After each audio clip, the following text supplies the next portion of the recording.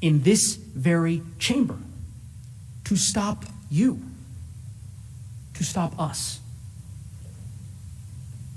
I'd respectfully ask that you remember those three phrases as you consider the evidence today.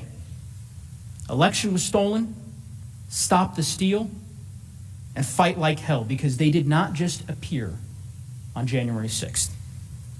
Let me show you what I mean. Let's start with the big lie. You will see during this trial that the president realized really by last spring that he could lose. He might lose the election.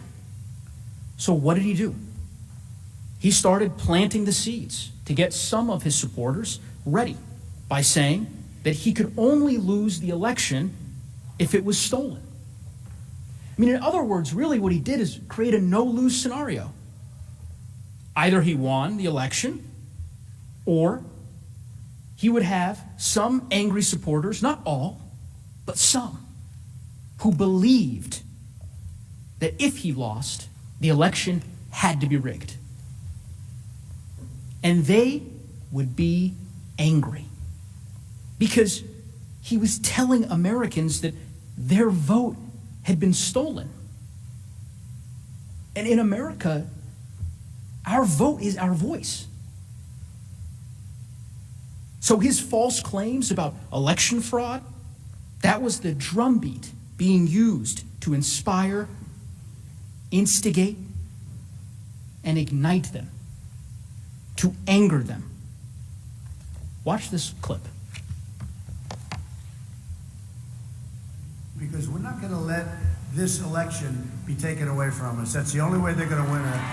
We're not going to let it happen. It's the only way we can it's the only way we can lose, in my opinion, is massive fraud. We all know what happened after that. He lost. He lost the election. But remember, he had that no-lose scenario that I referenced earlier. He told his base that the election was stolen, as he had forecasted.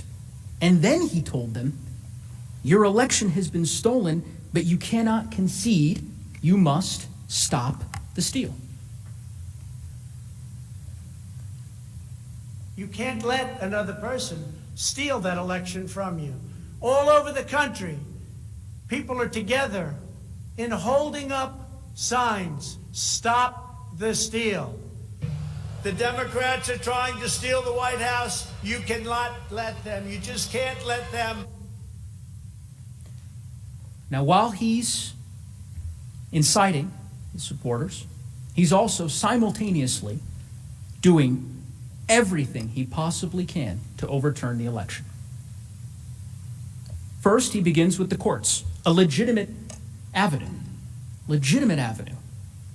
to challenge the election. But he ignores all of their adverse rulings when all of his claims are thrown out. Then he moves on to trying to pressure state election officials to block the election results for his opponent, even though he'd lost in their states. You'll hear my fellow managers discuss that in detail. Then he tries to threaten state election officials to actually change the votes, to make him the winner, even threatening criminal penalties if they refused. He had the Justice Department investigate his claims, and even they found no support for those claims. So he tried to persuade some members of his party in Congress to block the certification of his vote with attacks in public forums. When that failed, he tried to intimidate the Vice President of the United States of America to refuse to certify the vote and send it back to the states. None of it worked. So, what does he do? With his back against the wall, when all else has failed, he turns back to his supporters who he'd already spent months telling them that the election was stolen. And he amplified it further. He turned it up a notch. He told them that they had to be ready not just to stop the steal, but to fight like hell.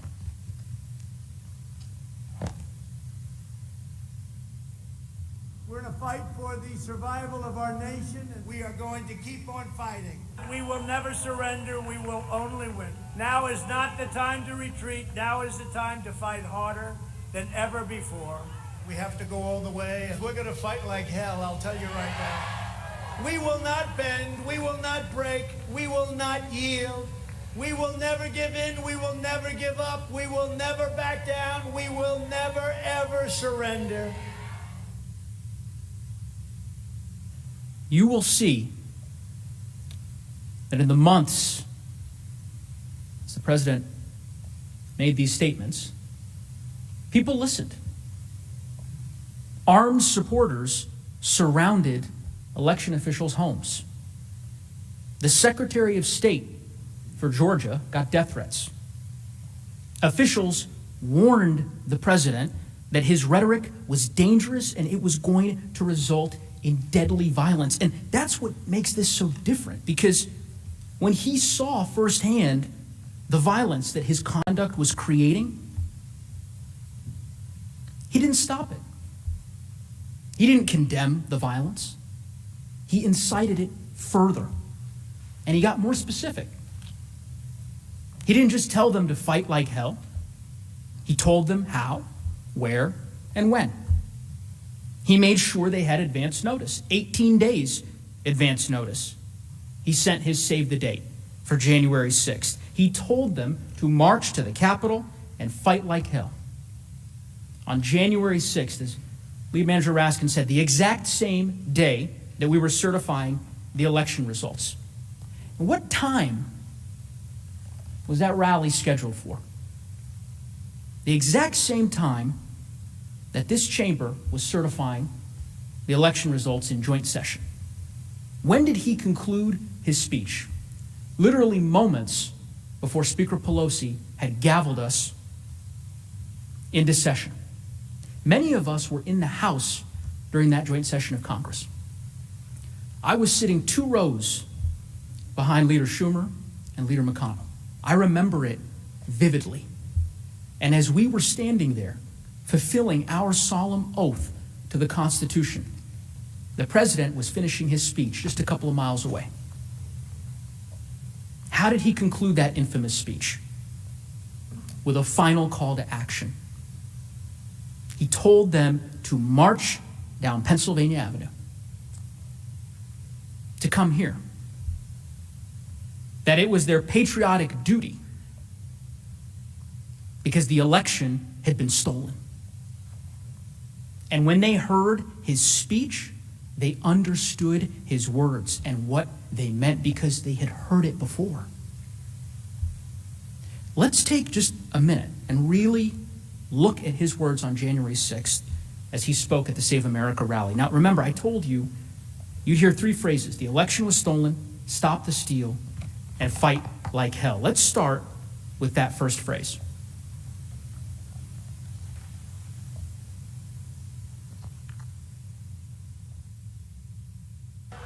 All of us here today do not want to see our election victory stolen. There's never been anything like this. It's a pure theft in American history. Everybody knows it.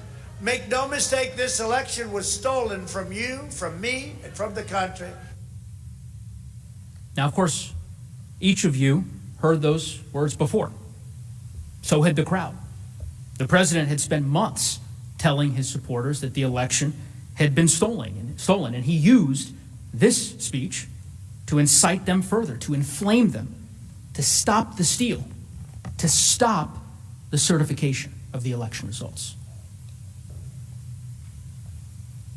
We will never give up. We will never concede. It doesn't happen. You don't concede when there's theft involved. And to use a favorite term that all of you people really came up with, we will stop the steal. We must stop the steal.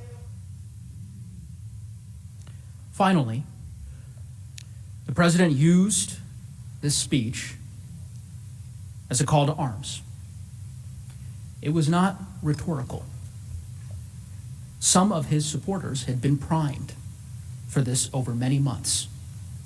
As you'll learn, days before this speech, as lead manager Raskin noted, There were vast reports across all major media outlets that thousands of people would be armed, that they'd be violent. You'll learn that Capitol Police and the FBI reported in the days leading up to the attack that thousands in the crowd would be targeting the Capitol specifically, that they had arrested people with guns the night before the attack on weapons charges. And this is what our commander-in-chief said to the crowd in the face of those warnings right before they came here. We will not let them silence your voices. We're not going to let it happen.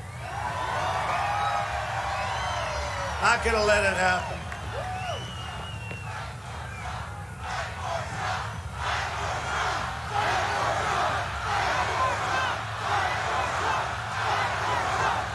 Thank you. And you have to get your people to fight, because you'll never take back our country with weakness. You have to show strength, and you have to be strong. And we fight. We fight like hell. And if you don't fight like hell, you're not going to have a country anymore. You have to get your people to fight. He told them. Senators, this clearly was not just one speech. It didn't just happen.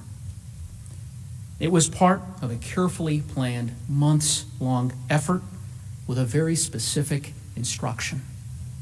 Show up on January 6th and get your people to fight the certification. He incited it. It was foreseeable. And again, you don't have to take my word for it. The president's former chief of staff, is a retired Marine, 4-star general, was confirmed by this body to be the Secretary of Homeland Security, overwhelming vote. That man was John Kelly. And on the day after the insurrection, he said this. You know, the president knows who he's talking to when he tweets or when he makes statements. He knows who he's talking to, and he knows what he wants them to do. And the fact that he said the things he's been saying, the things he's been saying since the election, and encouraging people, no surprise again at what happened yesterday. No surprise. Think about that. No surprise. The president had every reason to know that this would happen because he assembled the mob, he summoned the mob, and he incited the mob. He knew when he took that podium on that fateful morning that those in attendance had heeded his words and they were waiting for his orders to begin fighting. And that, of course, brings me. Hey, everybody. So I am here. It's been an insane day. I'm not working off of my normal setup. I am in the sunroom today, so I'm going to do the best I can to get everything set up and going. I'm glad to see everybody. I'm glad everybody's here, and we are on sort of day one, sort of day two of the second Trump impeachment trial. Yesterday was day one, but it was really just a day to decide whether they can hold the trial, as insane as that is. And so I'm going to talk about a couple of different things, and then there's going to be hours and hours and hours of this, so don't worry. We're going to be just fine. I don't have super chats on screen right now. I am seeing them and I am getting them. I see that Mart Fillion said, considering the outcome of the impeachment, could we just get it over and make sure that Congress and Senate are focusing on the relief package? An interesting comment and an interesting question. I actually have another monitor that I'm hoping to set up for tomorrow so I can get super chats on screen, but I need a little tech help from you guys. I have I'm working off my laptop, which has one HDMI port. So I've got one monitor connected. I have a second monitor, but I don't have a second HDMI port. So is there some kind of either DVI or HDMI USB thing that will give me the ability to plug in another monitor? If so, if somebody can let me know what that is, I can get it, and then tomorrow I can get that set up. Let's take a listen to this. I want to hear what this is all about, and then I'm going to get back to a few other things. You heard it from them. They were doing what he wanted them to do. They wouldn't have listened to you, to me, to the Vice President of the United States, who they were attacking. They didn't stop in the face of law enforcement, police officers fighting for their lives to stop them. They were following the president. He alone, our commander-in-chief, had the power to stop him. And he didn't. You will hear evidence tonight, tomorrow, throughout the trial, about his refusal as commander-in-chief to respond to numerous desperate pleas on the phone, across social media, begging him to stop the attack. And you will see his relentless attack on Vice President Pence, who was at that very moment hiding with his family as armed extremists were chanting, "Hang Mike Pence," calling him a traitor.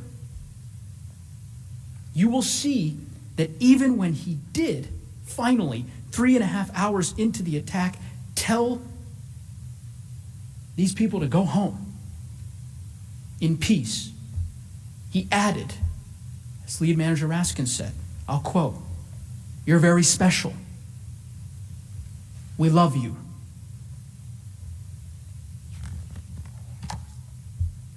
Think for a moment, just a moment, of the lives lost that day, of the more than 140 wounded police officers, and ask yourself if as soon as this had started, President Trump had simply gone onto TV, just logged onto Twitter and said, "Stop the attack." If he had done so with even half as much force as he said, "Stop the steal," how many lives would we have saved? Sadly, he didn't do that. At the end of the day, the president was not successful in stopping the certification. That we know, thanks to the brave... Okay, for people asking about my second monitor thing, I have a Dell PC. I do have an extra USB port. I have what looks like USB-C. It just has a little lightning thing next to it. And then I have another USB. So I'm working with 2 USBs and something that looks like USB-C. That's what I've got available. Work in the Capitol, our staff, your staff, to our brave Capitol Police who defend us tirelessly with little thanks, who believed that they had a commander-in-chief who would defend and protect them and instead put them in harm's way, to those killed for heeding his command, to our democracy and the system which ensures that we have a president elected by the people, to our national security and our standing in the world. The harm was real. The damage was real. 5 people lost their lives on that terrible, tragic day. A woman was shot dead 50 feet from where we later certified the election results. And for those who question just how bad it was, criminal complaints recently unsealed by the Department of Justice are more than revealing. You'll see one of these documents on the screen. In the charging affidavit of one of the leaders of the Proud Boys, we learned that members of this group said, I'm going to quote, they would have killed Mike Pence if given the chance. In another, we learned of a tweet in real time while they were in the building stating, we broke into the Capitol. We got inside. We did our part. We were looking for Nancy Pelosi to shoot her in the frickin' brain, but we didn't find her.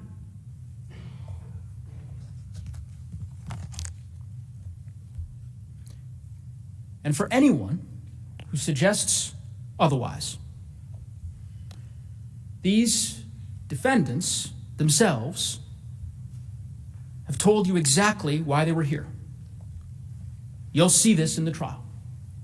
That in the halls of the Capitol, on social media, in news interviews, and in charging documents, they confirm they were following the president's orders. You can see some of the statements on that screen. One who said, Trump wants all able-bodied patriots. Another, that President Trump is calling us to fight. This is... All right, guys, last interruption on this tech thing. People who want all the data. I have a Dell Vostro 7590, okay, and the monitor is this. What is this thing? This is a Dell. Wait, what is this? Dell. Oh God, this thing is old. It only has DVI and VGA. So, oh my God. That's an old monitor. Yeah, so I guess I need like Thunderbolt to DVI or something. It's almost simpler to just get a different monitor. All right, let's continue. And seeing many of you there. I remember us finishing our task at 4 a.m. And as I walked off the floor, I was so grateful for the opportunity to thank the Vice President of the United States, Mike Pence, for his actions, for standing before us and asking us to follow our oath and our faith and our duty.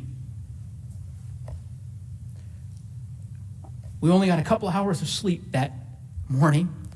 Early the next day, I called my dad, who came to this country, as I mentioned, as an immigrant 40 years ago.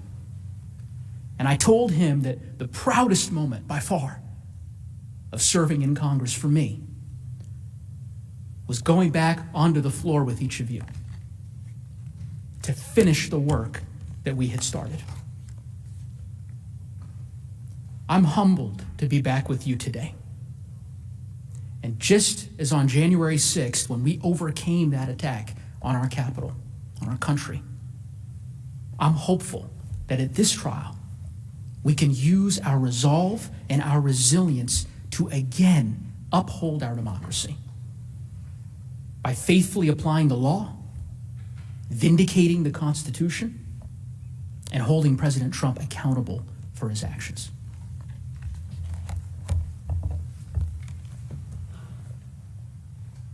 So there's Congressman Neguse.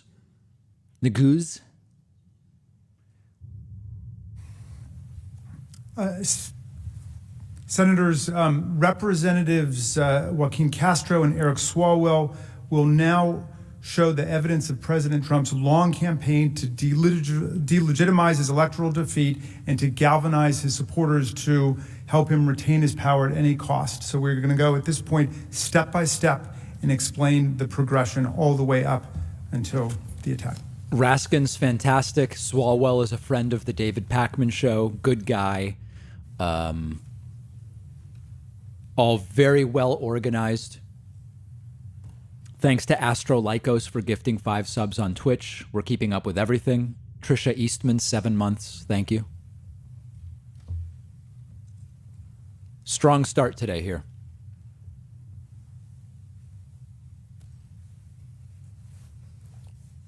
Good afternoon, y'all. My name is Joaquin Castro, and I represent San Antonio in the United States Congress. There's a saying that a lie can travel halfway around the world before the truth has a chance to put on its shoes. And that was before the internet. The point of that saying is that a lie can do incredible damage and destruction. And that's especially true when that lie is told by the most powerful person on earth, our Commander-in-Chief, the President of the United States. This attack did not come from one speech, and it didn't happen by accident.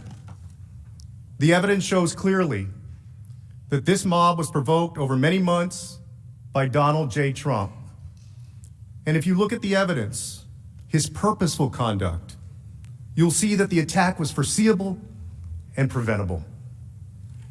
I'll start by discussing President Trump's actions leading up to the election, when he set up his big lie. Beginning in the spring of 2020, President Trump began to fall behind in the polls. And by July, President Trump had reached a new low. He was running 15 points behind his opponent. And he was scared.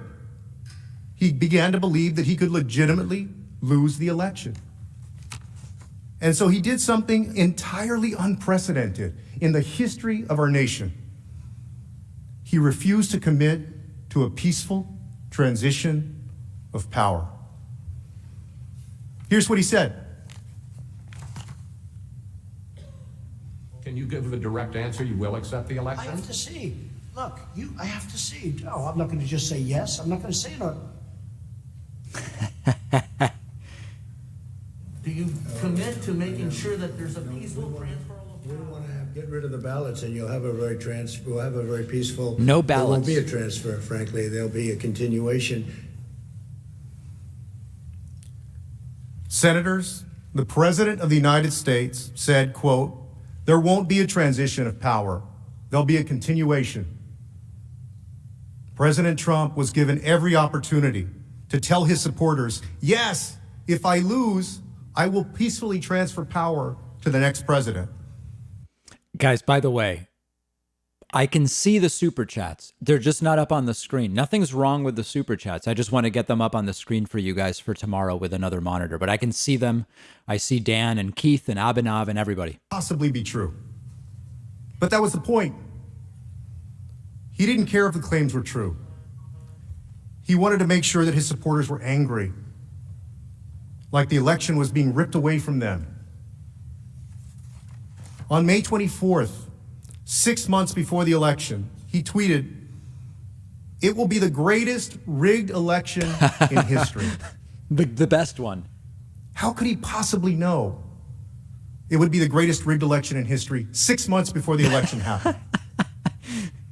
And on June 22nd, more of the same. Rigged 2020 election. It will be the scandal of our times. Again, about an election that had not even happened.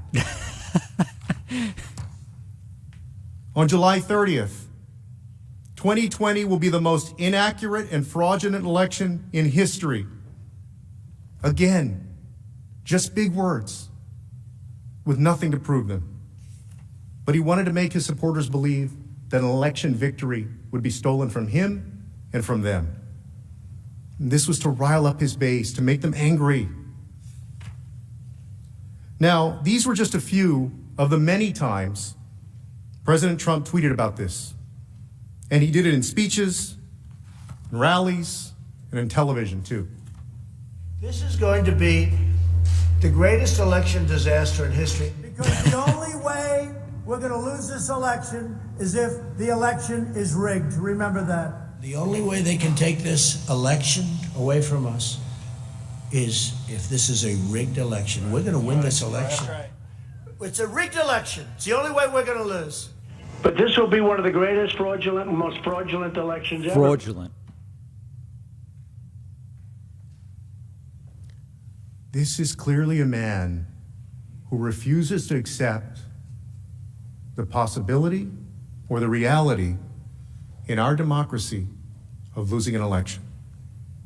And there are dozens more tweets and speeches of Donald Trump spreading his lie, but you get the point. His supporters got the point as well. They firmly believed that if he lost, it was because the election was rigged. Will you accept the result if Joe Biden wins? No. Under any circumstance? No. Why is that? Because This is it's Michael Shore. lies and deceit and corruption. That's friend of the show, Michael Shore, who was asking that question. Following days, if Biden winds up somehow becoming the winner, do you think it's rigged? Oh, yes. Very much so. Election night, Yes. days after, if it shows up that Joe Biden won, Yes. in your opinion, would that be the only way that Trump could lose, that it'd be a rigged election? Is that the only way Joe Biden can win? Absolutely.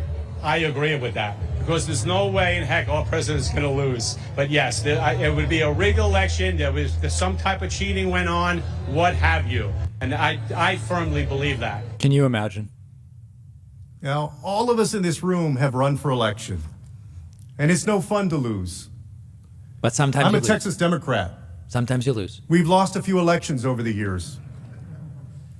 But can you imagine telling your supporters that the only way you could possibly lose is if an American election was rigged and stolen from you?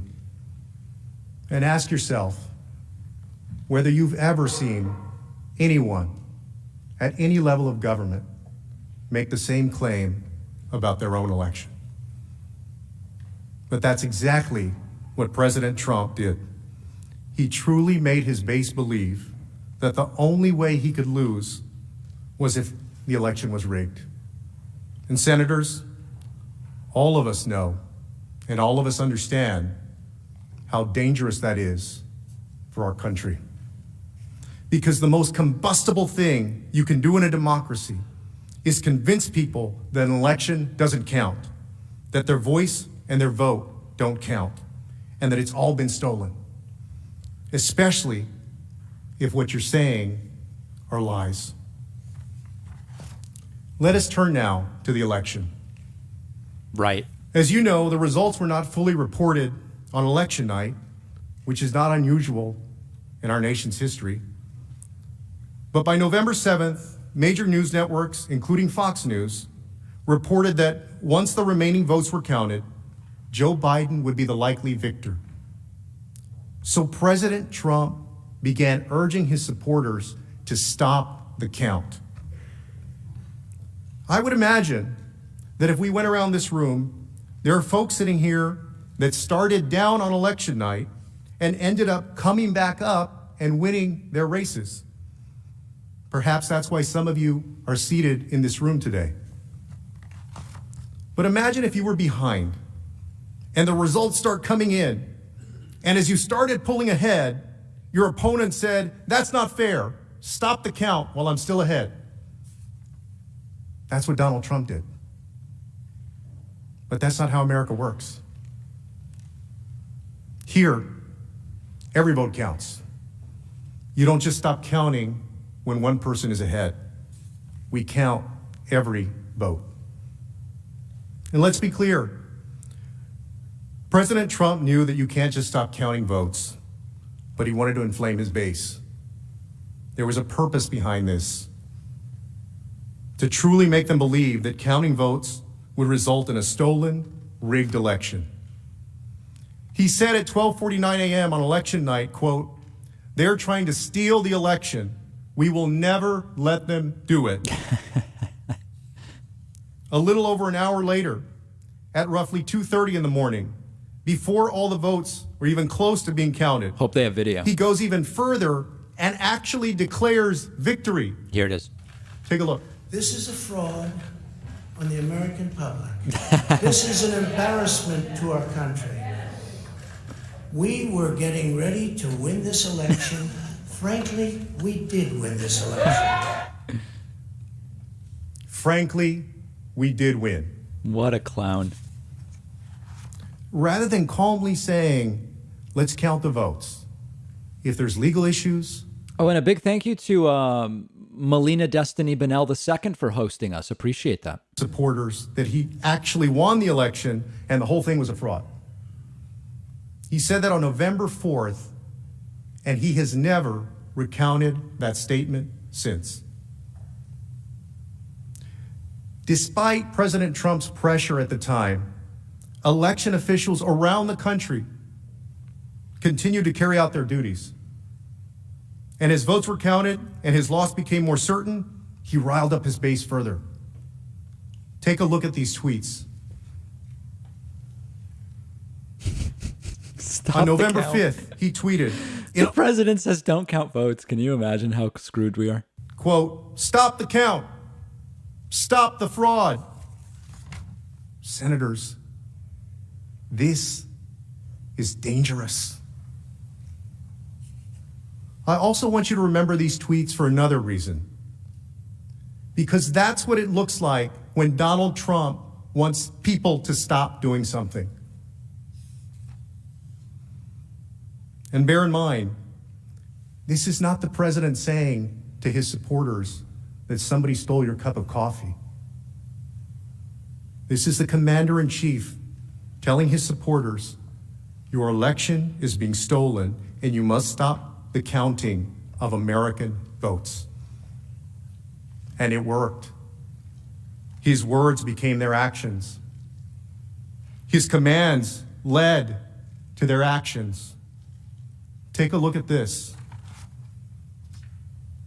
The same day as those... Now remember that there were people in Arizona saying stop the count, but people in Michigan saying keep counting. Election center in Phoenix, some of them carrying rifles, literally trying to intimidate officials to stop the count, just as President Trump had commanded. A literal pitchfork? Arizona Secretary of State Katie Hobbs said that protesters were, quote, causing delay and disruption and preventing those employees from doing their job. Let's call this what it was. We're facing a global pandemic. Workers were risking their health to ensure the integrity of our elections. And President Trump's supporters were encircling them, trying to prevent them from doing their own jobs. This was dangerous, it was scary, and it was a blatant act of political intimidation. In Philadelphia, that same day, police investigated an alleged plot to attack the city's Pennsylvania Convention Center, where votes were being counted. Police took at least one man into custody who was carrying a weapon. And this happened all over. In Atlanta, in Detroit, and in Milwaukee. His supporters used armed force to try to disrupt lawful counting of votes because they bought into Trump's big lie that the election was stolen from them. President Trump's months of inflaming and inciting his supporters had worked. They believed it was their duty to quite literally fight to stop the count. So they showed up at election centers across the country to do just that. This is a fraud on the American public. This is an embarrassment to our country. We were getting ready to win this election. Frankly, we did win this election. This guy's such an idiot.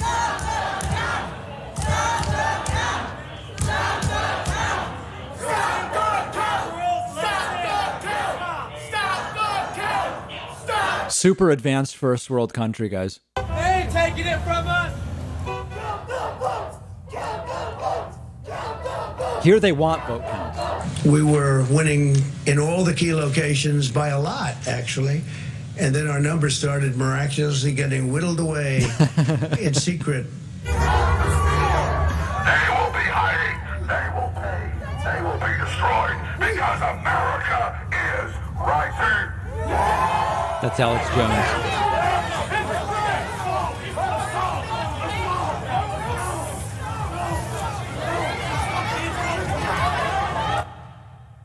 Right. And there it is. They had bought into his big lie. President Trump told his supporters over and over again, nearly every day, in dozens of tweets, speeches, and rallies, that their most precious right in our democracy, their voice, their vote, was being stripped away, and they had to fight to stop that. And they believed him, and so they fought. And you may say, well, he didn't know that they'd take up arms. But when he did know, when it was all over the news, President Trump didn't stop. As Mr. Swalwell will show, after Donald Trump lost, he became even more desperate. Right. And incited his base even further.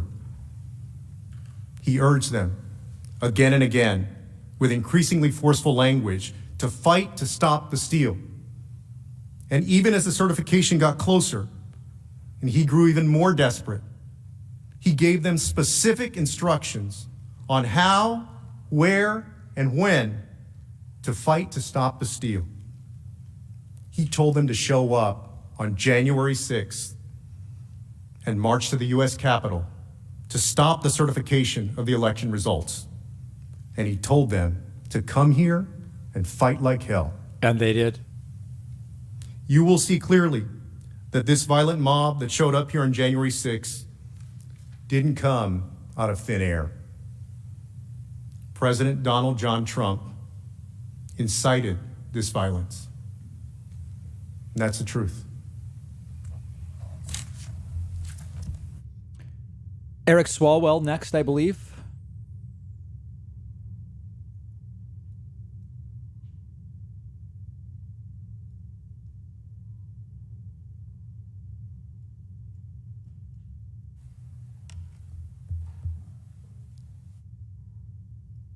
This should be interesting.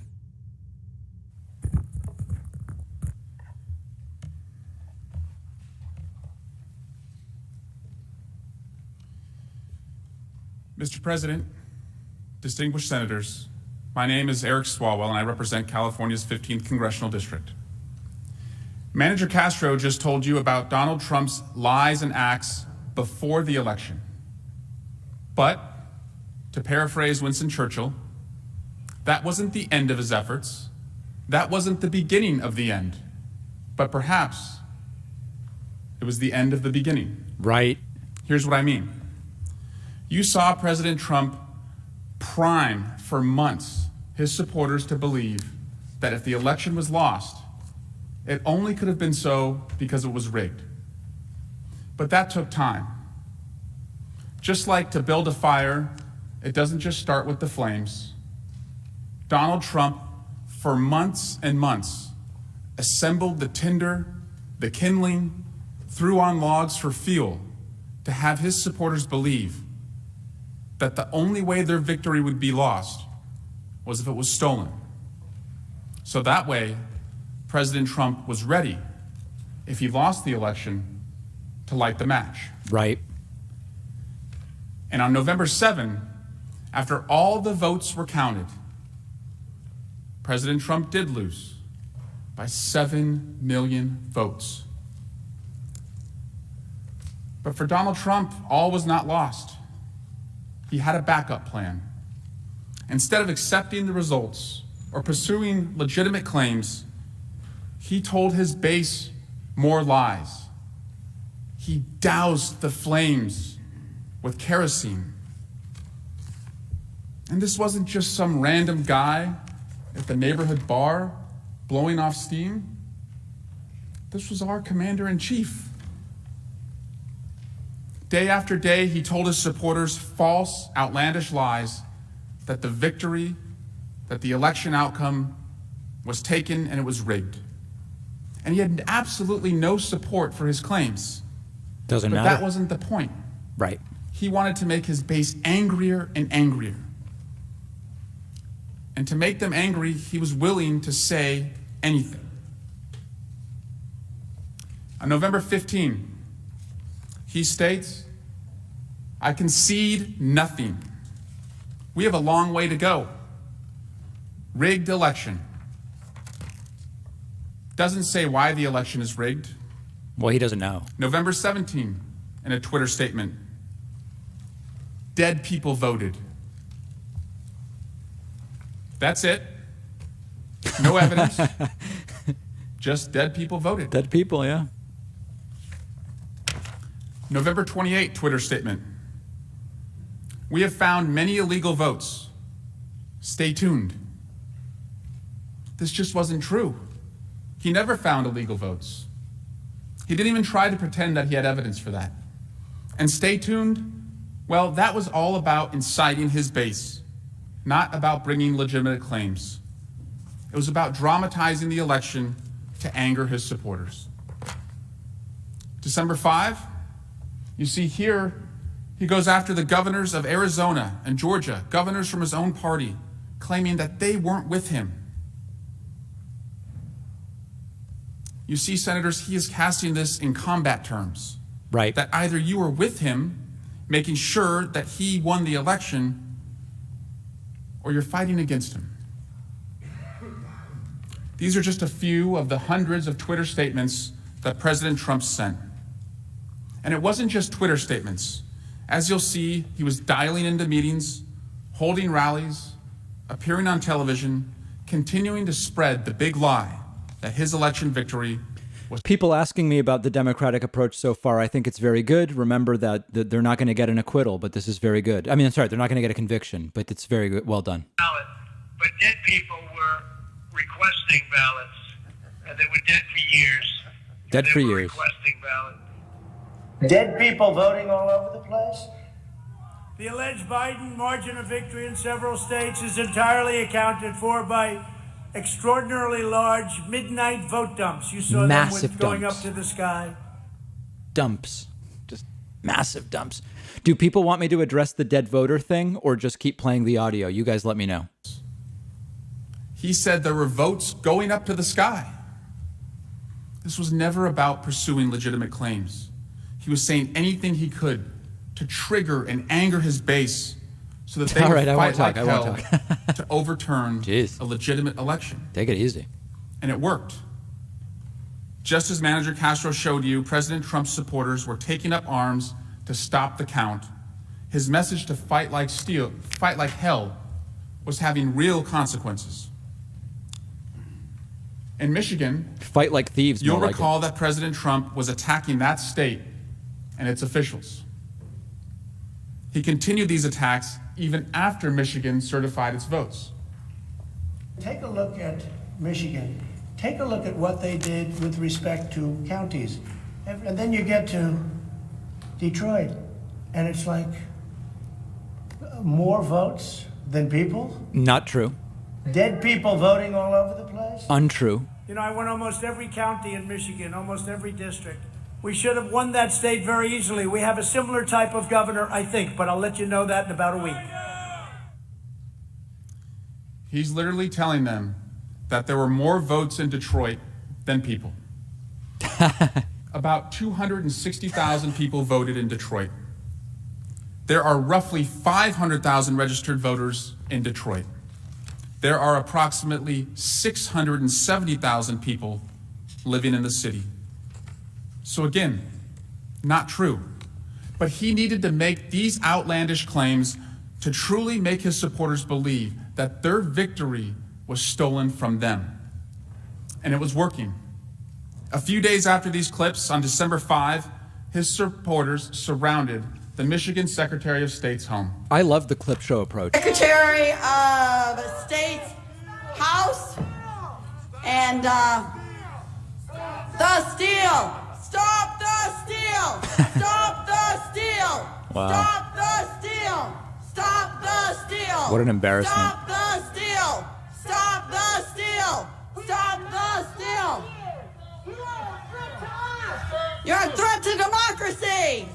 You're a threat to free and honest elections.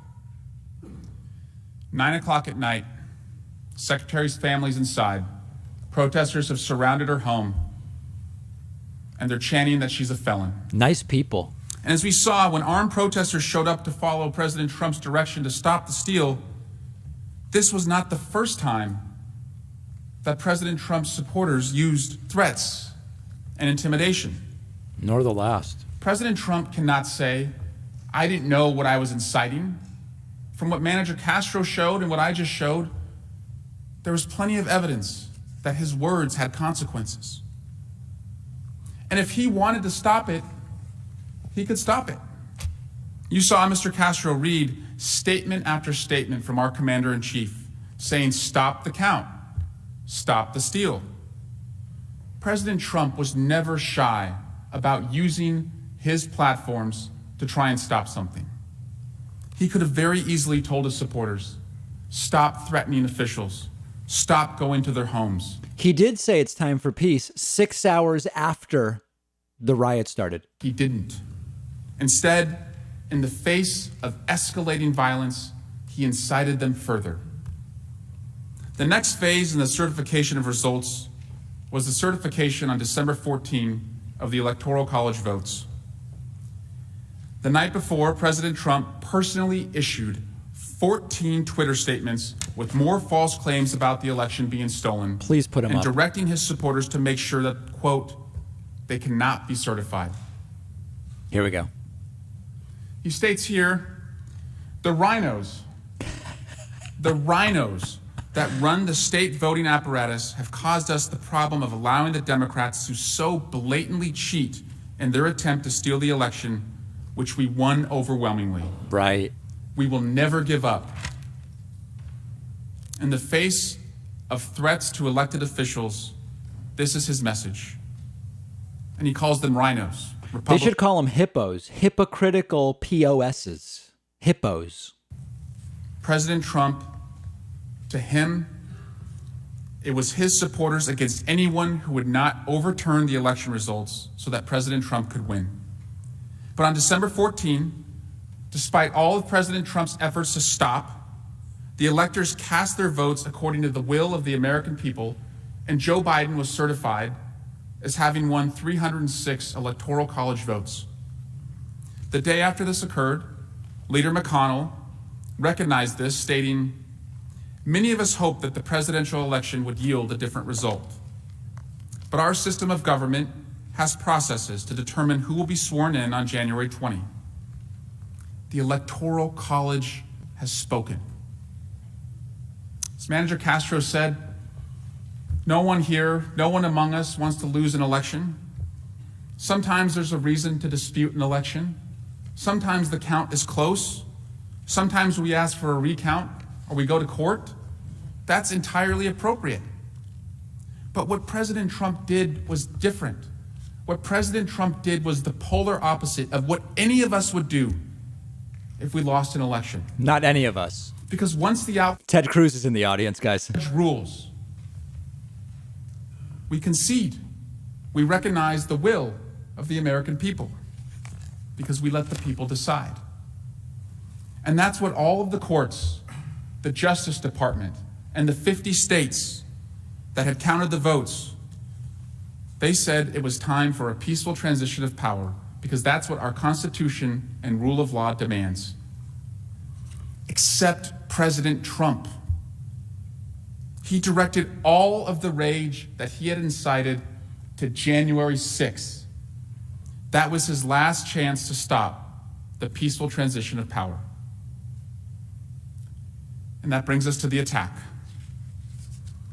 Manager Castro told you the power of the lie, especially when the lie comes from the most powerful person in the world, the commander-in-chief. It also helps if you spend millions of dollars to amplify that lie. You'll see here, in mid-December, President Trump announced the release of ads, including ones entitled, "The evidence is overwhelming, fraud, stop the steal." Yeah, but that was just He to raise spent money. $50 million from his legal defense fund on these ads to stop the steal and amplify his message. They were released nationally, played in video ads, online advertising, and targeted text messages.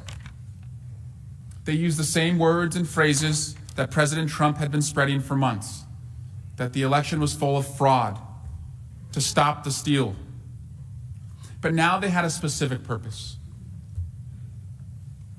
How do we know that purpose? These ads were designed to run all the way up to January 5. And then they stopped. This was purposeful and deliberate planning to target his base to rally around that day. And it wasn't just his ads. He continued to use his own platform. He told his supporters, who truly believed their victory had been stolen and who were ready to fight, when, where, and how to stop what he believed was a steal. Donald Trump would issue a deliberate call to action.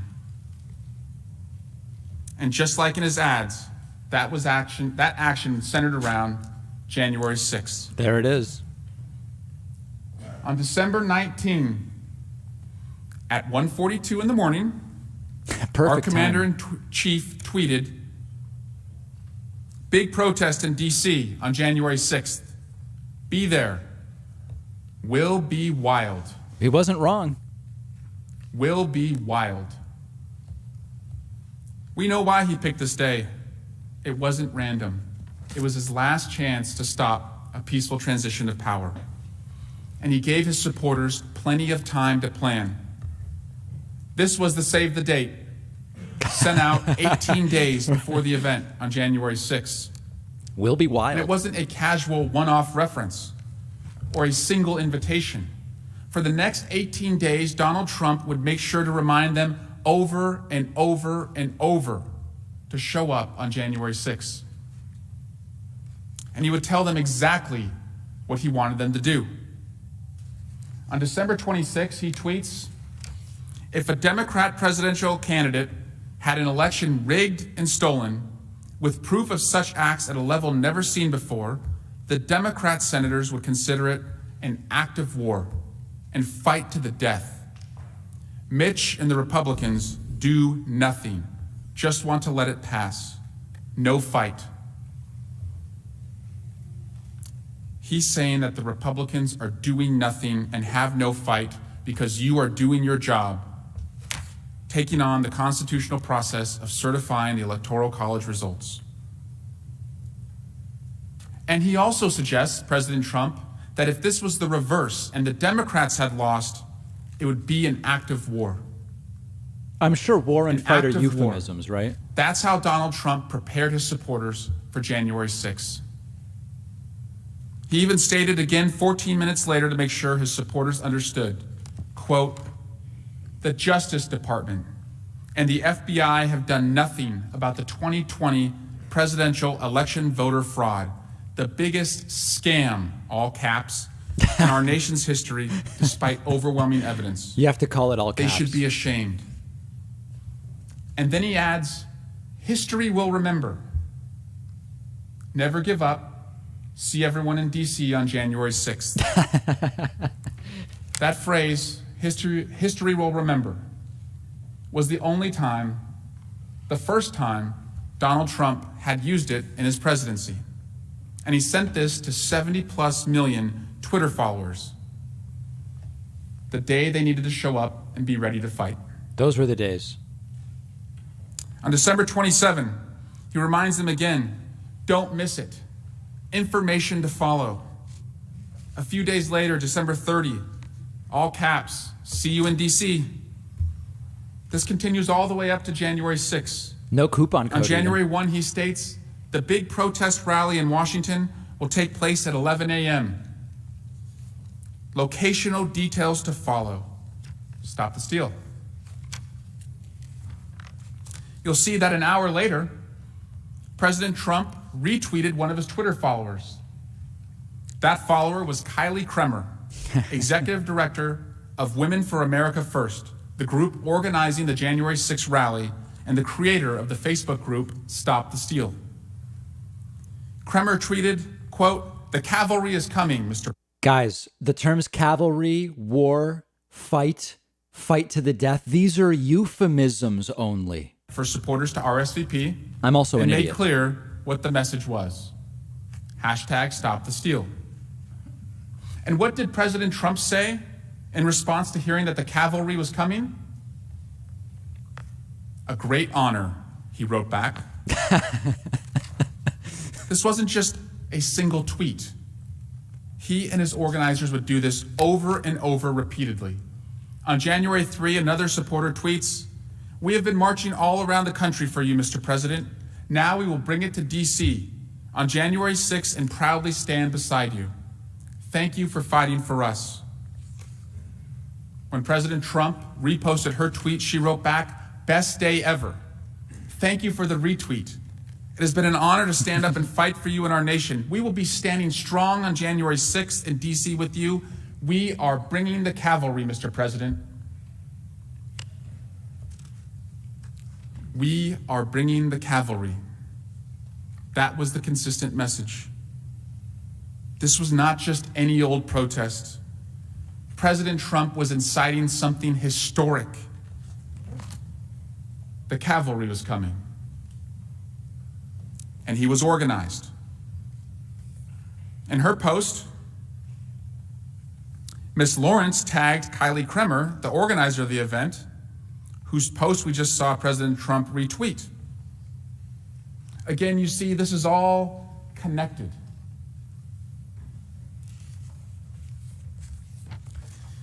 I won't show you all of the Twitter statements, and there are a lot, but here's one more.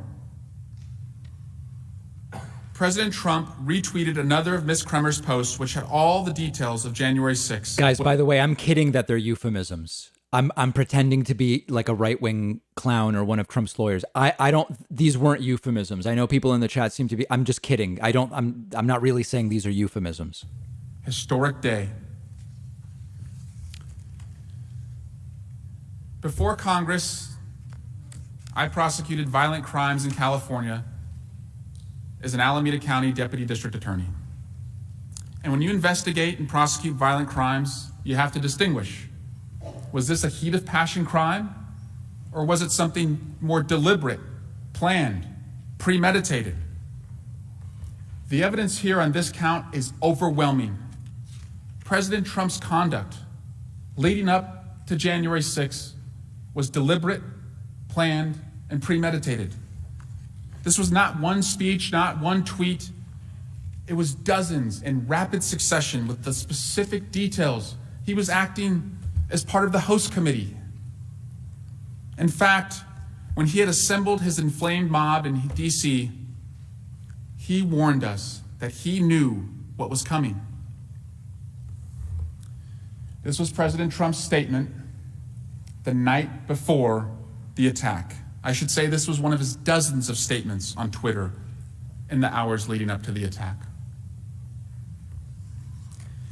I hope the Democrats, and even more importantly, the weak and ineffective rhino section of the Republican Party, are looking at the thousands of people pouring into D.C.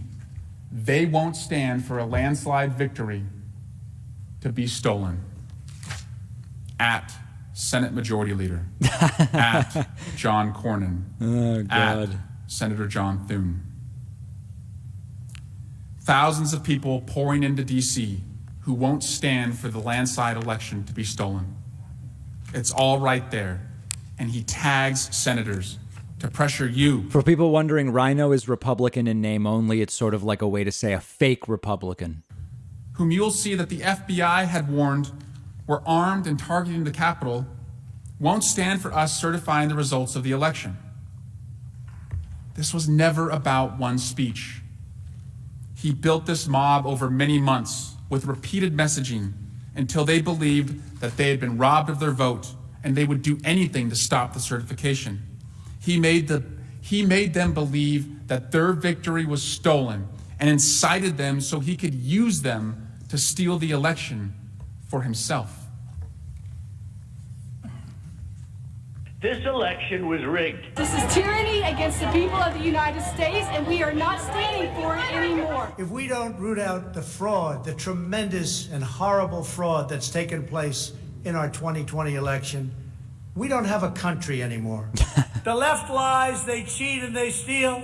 They are ruthless, and they are hell-bent on getting power and control by any means necessary. That's a Stephen Miller line. Take 3 steps back. Move back.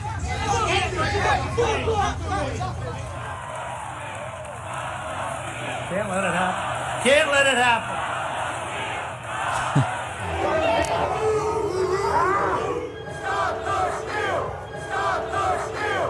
The Democrats are trying to steal the White House. You cannot let them.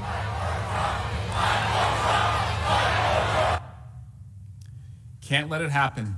Never concede. Fight. He told them in speech after speech. These crowds were ready to fight. This is what President Trump was inciting. He foresaw what was coming, and this is what he deliberately led to our doorstep on January 6th. I want to be clear.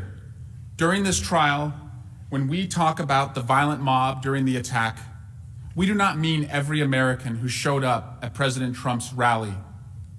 Certain Americans came to protest peacefully, as is their right. That is what makes our country so great, to debate freely, openly, and peacefully our differences, just like all of you were attempting to do in this very room on January 6th. But what President Trump did was different. He didn't tell his supporters to fight or be strong in a casual reference. He repeatedly, over months, told them to fight for a specific purpose. He told them their victory was stolen, the election was rigged, and their patriotic duty was to fight to stop the steal. And he repeated this messaging even after he saw the violence it was inciting. And when they were primed and angry and ready to fight, he escalated and channeled their rage with a call to arms. Show up on January 6th. At the exact time the votes of the American people were being counted and certified, and then march to the Capitol and fight like hell.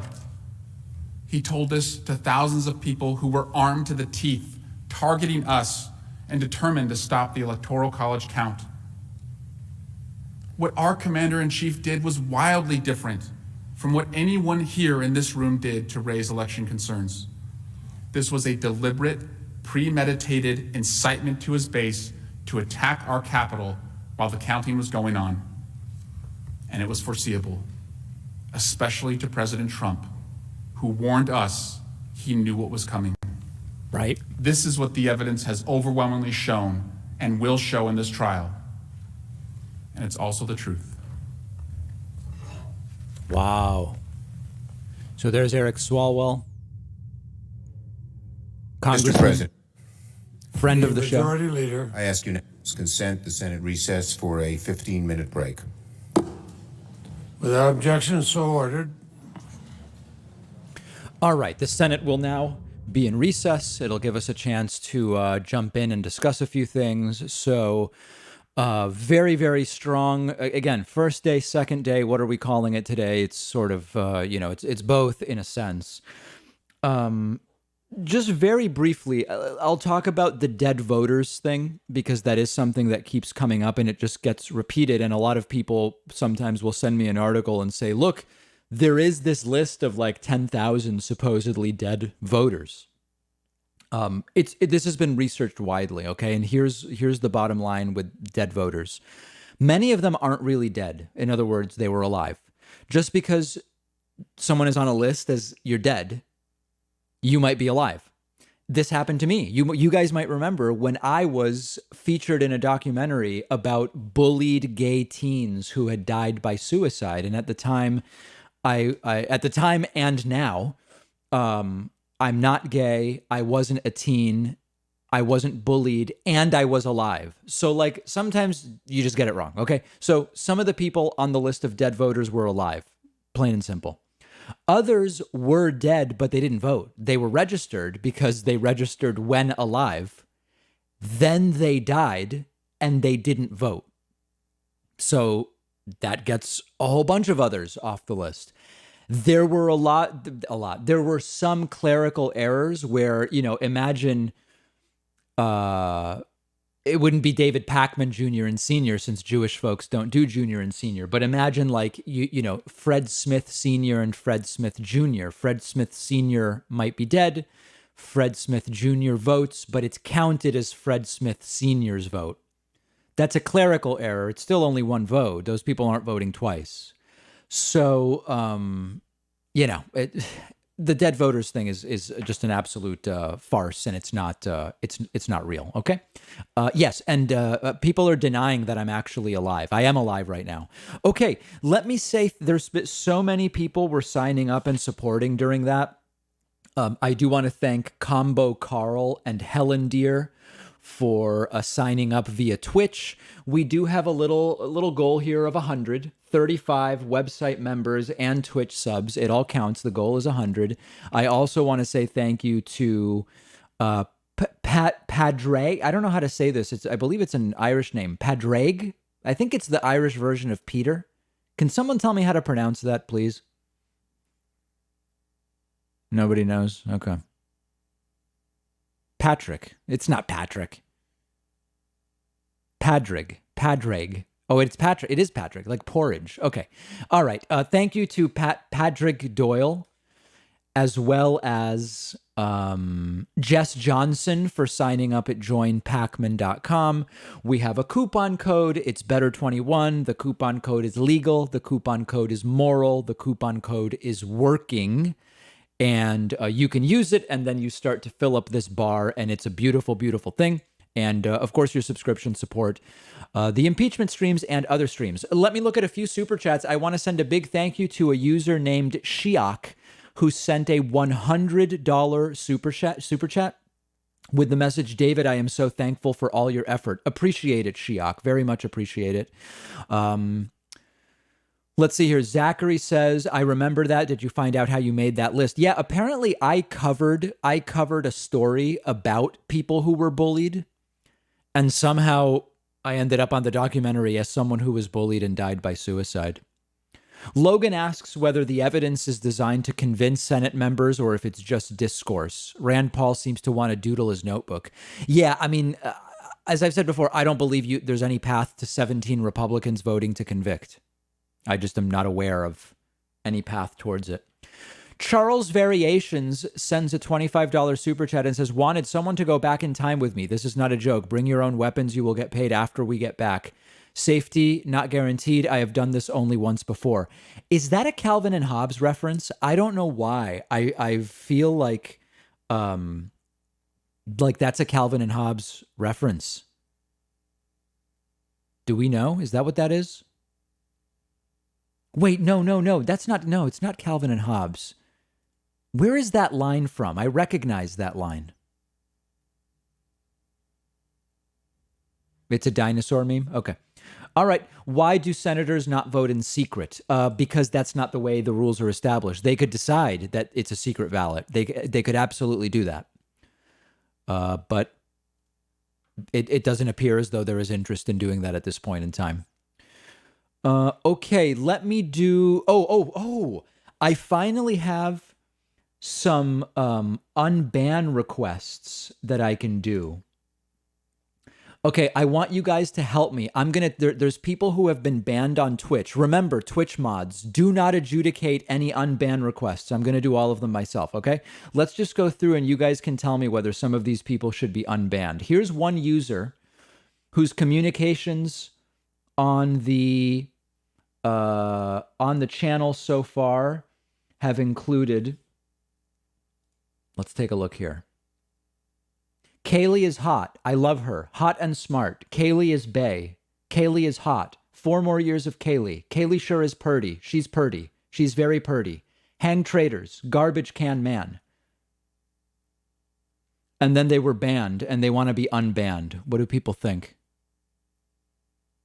Stay banned? Unbanned? It doesn't actually sound that bad. I think I'm going to unban them. I'm going to unban that person. Okay. Send unban decision. Yeah, that doesn't seem... I think I'm okay with that person being unbanned. All right, let's see what else we've got from the standpoint of bans.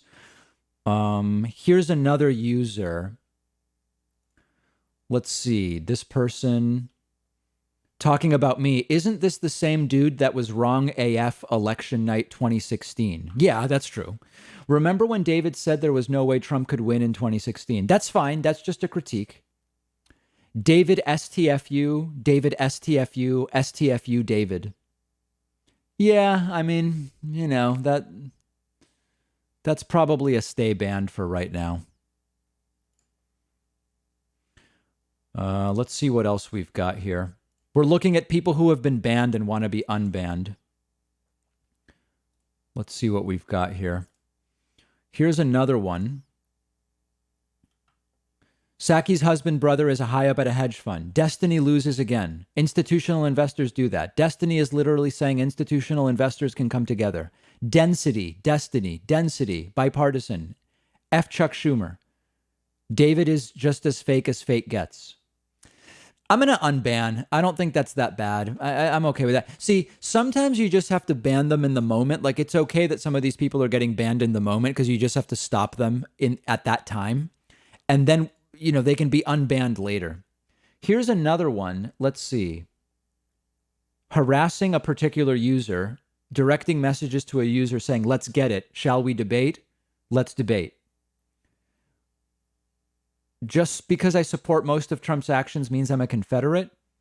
Swalwell my ass effing spy. That's not true. First of all, don't recall. If you could do a show me, please. I think I'm going to keep this person. It just seems very bad faith. All right, let's go to the next one. We've just got one more. For people who hate this, it's almost over. Biden stole the election. Biden cheated and there is proof. Biden and Hunter are frauds. Still are frauds. Yeah, that's a ban. We're just not going to allow people who are just... And that was all in 5 minutes. So we're definitely... That's staying banned. And then here is the last one. This was someone who was banned... Oh, this person was only banned 8 minutes ago. Okay. Trump is still my president. Joe Biden is responsible for what happened at the Capitol. Trump 2024. We can't handle where mods can't handle where a bunch of beta cucks, simps, Biden leg lickers. Then they were banned. And then their ban appeal message was F you, simps, chuds, racist. So that one is that's staying banned for sure. That's a perma. That's perma ban. Okay, good. All right, so we did it. I think that's pretty interesting. I appreciate people who stayed with me for that. Unfortunately, I don't believe that YouTube has an unban request mechanism, but Twitch does. And I think I like that. I don't know. I mean, I think you guys can see that the difference between just a temporary cool off and an absolute undeniable permaban is pretty clear. It's pretty clear. I don't think there's any doubt between those. Okay, very good. I want to say some really exciting thank yous to people who just signed up at joinpacman.com. We are in a brief break and then the Senate will resume. Stanley Minerick just signed up at joinpacman.com. Jessica Owens just signed up. Thanks, Jessica. Appreciate that. Sandy Harris is a new member at joinpacman.com. Kathy Denning just signed up. Thanks, Kathy. Mark Ramsdell is a new member at joinpacman.com. So is Catherine Dahl. Thank you, Catherine. Oh, hold on. I mentioned Stanley Minerick already. Unless Stanley got a second membership. No, I don't think so. And then Aluka Lindstrom also signing up at joinpacman.com. Very much appreciate that. That's 5, which puts us at 40. And then also big thanks on Twitch to Nature Boy, Don't Message Me, Shapa, Semenki, Snowcrow, Andre Bavaria, Perkizizing, Reese Martin, Denklout, and Easy for Hines. That is 10 additional Twitch subs. Thanks very much, guys. I do appreciate that. This is earlier, guys. The Senate is in recess. We are standing by. It was going to be a 15-minute recess and expecting them to come back very shortly. We're not missing anything. This was all earlier. All earlier, okay? All right. Let's see. What else do we have? Oh, I do have some super chats I did want to read. Okay. CNN says new evidence coming up. Safety Not Guaranteed is a 2012 American rom-com film. Rest in peace, bullied gay teen Pacman. Your spirit lives in this very believable hologram. God bless technology and God bless America. Wow. Plenty of the Republicans would vote to convict if it were a secret ballot, and it should be. I completely agree. Last 2G verdict, McConnell avoiding Perot repeat. I don't know what that means. Shouldn't Republicans vote to impeach? Because if not, he may run again, either forcing himself to be their candidate or risk splitting the vote. Yeah, there's a degree to which you would say, hey, if the Republican Party really wants to rid itself of Donald Trump, they should actually bar him from holding office in the future. I think that's you're thinking too far ahead. They don't think that far ahead. Andrew says Swalwell specified that the efforts of the president to overturn the election are well beyond any efforts of anyone in the Senate. Was he maybe giving them an out, remove the self-preservation element? Yeah, I found it interesting for him to mention that in particular because it's not obviously the case. I think there are many Republicans who would gladly have done what Trump did. They just didn't think it would work. I don't know if Trump even believed it would work. It may have been posturing from Trump. David, love listening to you as I work. Maybe tell people not to type the quote marks in Better 21. People may be typing in the quote marks and it's not working. That's an interesting question. Do you guys think, we often see how there's a coupon code above my head there, Better 21, and the code is in quotes. Do you guys think that the quotes are confusing? Should I get rid of the quotes? Do you think some people are literally typing in the quotes and that's why it's not working? All right, hold on. Let me remove the quotes. I can do that. Let me just do a little JavaScript modification here. Let's see if that works. Oh, but then it's not blue. The quotes make it blue. Like what we gain in clarity from removing the quotes, do we lose because the code is not in blue anymore? I have no ability to make it. I have no ability to make it blue any other way. Add a CSS style. I don't know how to do that. Yeah, I didn't write the JavaScript, guys. I just know how to edit it. Bold tag. Let's see if the bold tag works. I'm not really trying to do, programming on stream here. Let me see if the bold tag works. It makes it bold, but it's barely noticeable. How can I make it blue? Is there a code for blue, a simple code?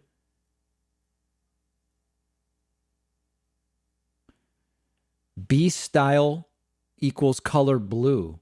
Oh, wow, this is great. Can you guys believe this? Okay, let's code on stream. Who was it? It was Dave Rubin that said learn to code. Hold on. It scrolled so far past that I can't even see it. Okay. Style equals color blue. Whoa! Oh my God, that did not work. Now it's the entire thing. We're gonna have to get rid of that. All right, I'm gonna deal with this off stream, guys. We'll just leave it as bold and low quotes so far. Bold and no quotes for the time being. I think I also need to pick a particular hue. Italic, maybe. All right, guys, we're getting away from that. I'm getting away from Twitch now because the things people are saying, I know people are just messing with me. We're standing by for the return of the Senate. Thanks to Aaron Kane for signing up at joinpacman.com. Very much appreciate that, Aaron. I saw someone else signed up. Let me see if I can get back to that. We're not missing anything, guys. This was earlier. This was earlier, okay? You are missing nothing. Thanks to Aaron Kane. Kaylee Marcus also grabbed a membership at joinpacman.com. A lot happening at once here. Big thank you to Sean Hansen for signing up at joinpacman.com. And Tony Lyman also for signing up. Appreciate that. Thank you very much. A lot of other messages coming in. David, doesn't a secret ballot only require a simple majority? Why couldn't Democrats do it? I believe it does, and I read a piece recently about why they're not going to do it, and it was pretty convincing. Quotes should be white or replace them with blue hearts. Should Trump hire Mike Pillow to defend him? Yeah, I would like to see that. What do you think of the Democrats' argument so far? I think it's very good. Now, listen, we know what the Republican, what Trump's lawyers are going to say. Trump's lawyers are going to come in and they're going to say, when Trump said fight, he didn't mean physical violence. He meant, a figurative fight. These were euphemisms. These were metaphorical metaphors. That's what they're going to do. They're going to say it's vague, it's not specific, so on and so forth. So I think they're doing the right thing, but if 50 plus Kamala voted to make it a secret ballot, it would only take 20 Republicans to say they want it public for it to be a required public vote. That's the explanation. That's right. 20 Republicans could reverse it. Yep. My guess is Trump made a threat to McCarthy during his visit, force the GOP to acquit, or Trump will start his own party to split the GOP. I don't think there's any evidence for that, but it's an interesting idea merely to speculate about. Okafor says, hey, David, glad to hear from you again. Did you hear Trump is under criminal investigation in Georgia? What are your thoughts? Yeah, I'm covering that tomorrow. I don't have thoughts yet. I've not read the details yet, but I'm aware that it happened. And I will absolutely talk about that on the show tomorrow. People asking what's going on with my Bitcoin. Nothing. I'm just holding. On January 1st, I did sell 15% of my Bitcoin. And I wish I hadn't. I was just locking in some gains. Obviously, had I held, I would have done much better. This is why I don't pretend to know what I'm doing. I don't even pretend to know what I'm doing. Should have just held it all. Some folks saying Trump only hires the best lawyers. I assume that that's satire. Do you believe if the Republicans had the majority in the House on 1/6, they would have actually flipped the election? No, I don't think so. Is there a chance the Senate vote will be anonymous? No, we've been discussing that. Oh, so by the way, I don't know how many of you guys were looking at any news articles this morning, but yesterday when Bruce Castor was ranting and raving about his views on pre-revolutionary British law and his opinion about senators and which vinyl records he liked and stuff like that, I was saying, this is so bad, I wonder if he even makes it to tomorrow. And we now have multiple reports that indeed Donald Trump was screaming and was furious. And yeah, it was not a joke. All right, we've got a little more code here. Let's see if we can make Better 21 make a little more sense. Nope, that did not work. Too bad. All right, no problem. No rush, guys. We've got hours here during which we'll be dealing with all of this stuff. Can I do more unban requests? There aren't any that I'm aware of. No, I did all of them. Yeah, there's no more. Maybe tomorrow. Okay, I need an ending tag. I'm probably not closing the tag. Okay, we're going to deal with that later, guys. Quick merch idea for free. David Pakman Show shirts with Can You Imagine? Would certainly buy that. It's not a bad idea. Not a bad idea. What will the 2024 Republican debates look like if Trump can run standing next to the person, Ted, that didn't vote to convict, burying themselves now? I honestly, I don't know how many people will run against Trump if Trump is a 2024 candidate. I don't think Trump's running in 2024. I think Trump will forget about it. He'll be 78. And 78 or 79. He'll be, I just don't think he's going to do it. Okay. Are you into going on roundtables? You should hit up Dylan Burns. Would be fun seeing you. No, I just don't have time. I just don't have, there's this thing now. I know many of you know it because I know people like the some of these. I get invited all the time to like 2-hour, 3-hour, 4-hour things. I just don't have time, It's like I'm doing my show, managing the team, doing streams. I have things I want to read. I want time off. I can't appear on a 3-hour round table. I'm just too busy for it at this point in time. Will Trump's lawyers start screaming about lawyer lawsuits? Probably not this time. I don't expect that to happen. Should I hire a pre-revolutionary lawyer to overturn my DUI? Yeah, why not? Why not? Those DUIs can be pretty stubborn things. Thanks to Gregory Hutto, Miko7, Lina Book, Al Cincinnati, Young Hegel, Jules is Cools, and many others. I would appear on the Austin show. Yeah, anytime he wants me on, schedule permitting, I would do it. It's too explosive not to do. But I do appreciate the 7 folks who just signed up via Twitch. Also, a few other members to thank. This is the best time to do it because it's when I have time to actually thank people. Nushin Haravi just signed up at joinpacman.com. Matt Bach just signed up. Big thank you to Philip Shapiro for the membership at joinpacman.com. Uros Relic has signed up. And lastly, Mary Buchanan. I love it when I just get a simple name that I know I'm saying correctly. Mary Buchanan also signing up at joinpacman.com. You are not missing anything. We are standing by for the resumption of day 2 of Donald Trump's second impeachment. When they come back, I am going to step away for a bit, work on tomorrow's program. By popular demand, we're just running the stream all day. We're continuing to run it. People wanted it to just go, so we're going to do it. And I will be back a little bit later. I may also even try to pick up what I need to get Super Chat set up on screen, my second monitor, and all of that stuff. I want, we of course want all the best stream elements on screen for everybody. Oh, I pronounced Buchanan wrong. It's Buchanan. Oh my God, that's horrible. Invite Mary L. Trump as a guest. I would love to have her. She's welcome absolutely anytime. For Republicans to get the presidential nomination in 2024, trying to get the Republican nomination in 2024, will it end up being solely about who Trump loves most? Oh, it's too early to say. A lot can happen in the next 4 years. We don't know how strong Trumpian influence will be in the GOP primary 4 years from now. Anybody pretending to know, we're just guessing. David, I've been watching this crazy journey on your channel. Thanks, man. Pleasure.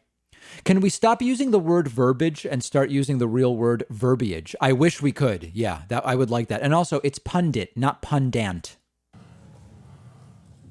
Pundit. I hear pundit very often. It's bad. It's not a word, my friends. Mr. Ash. Thank you, Mr. President. My colleagues, Madeline Dean and Ted Lieu, will now detail former President Trump's increasingly desperate attempts to stop the steal. Okay, I'll be back soon, guys. Stand by. Stand back and stand by.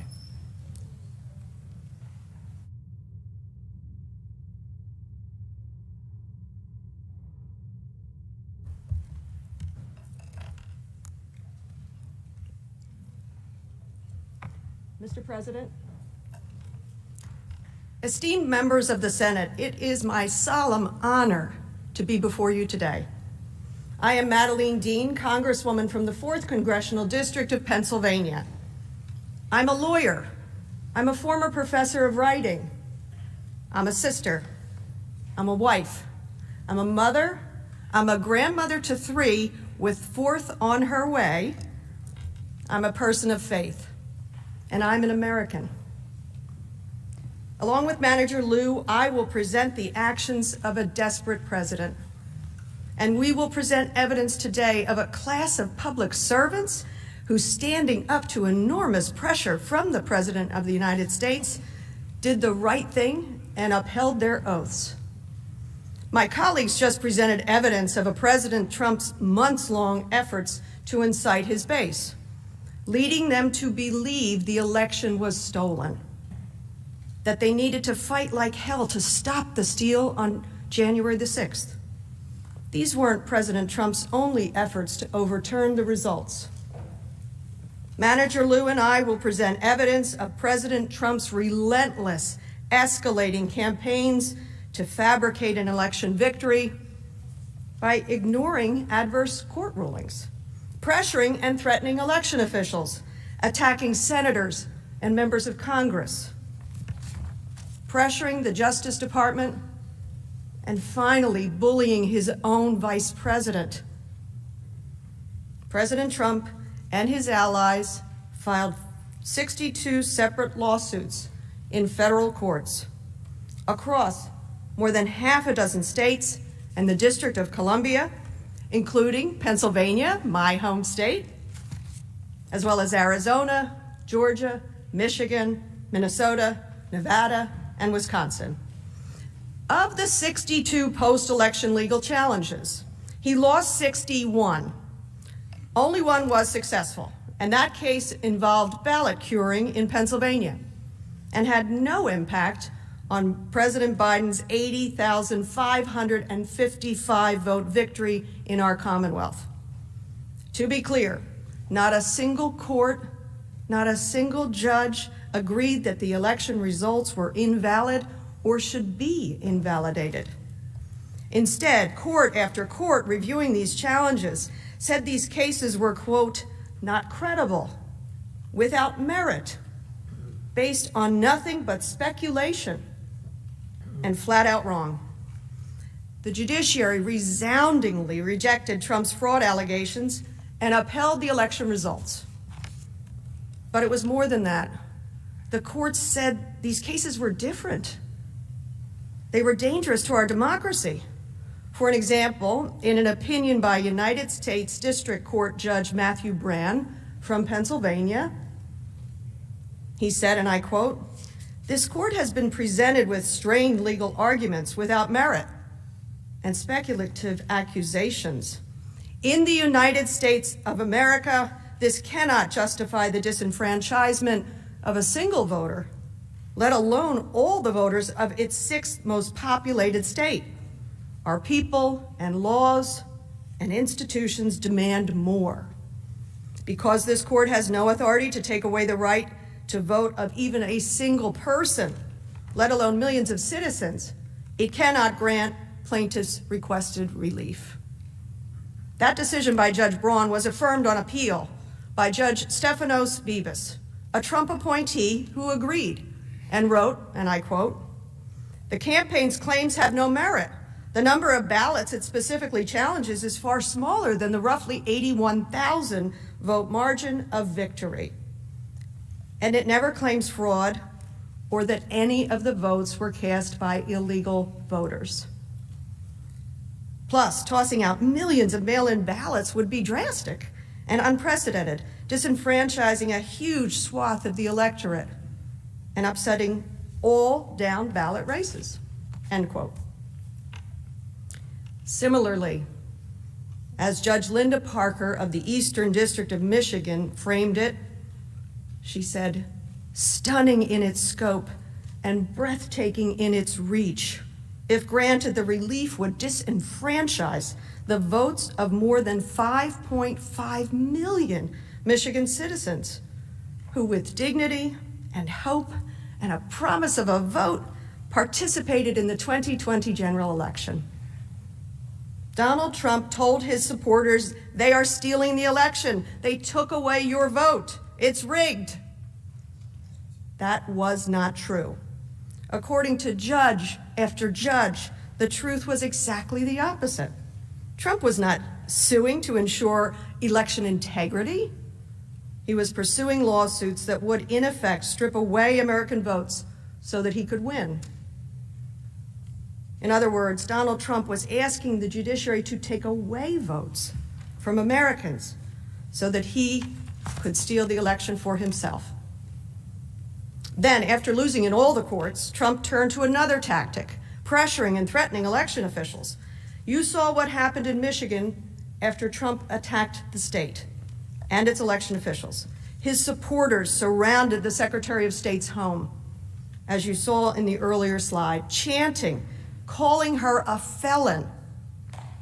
On November 17th, the Board of Canvassers for Wayne County, Michigan, home to Detroit, unanimously certified the election results for Biden. That same night, after their vote to certify the results, Trump called the two Republican members of that board, pressuring them to change their minds. The call worked. The next day, both Monica Palmer and William Hartman, the Republican board members, attempted to rescind their vote to certify Michigan's election results, but they simply couldn't. President Trump didn't stop there. He then contacted Majority Leader of the Michigan Senate, Mike Shirkey, and the Speaker of the Michigan House, Lee Chatfield, to lobby them to overturn Michigan's results. Trump invited Mr. Chatfield and Mr. Shirkey to Washington to meet with him at the White House, where the president lobbied them further. Let's be clear.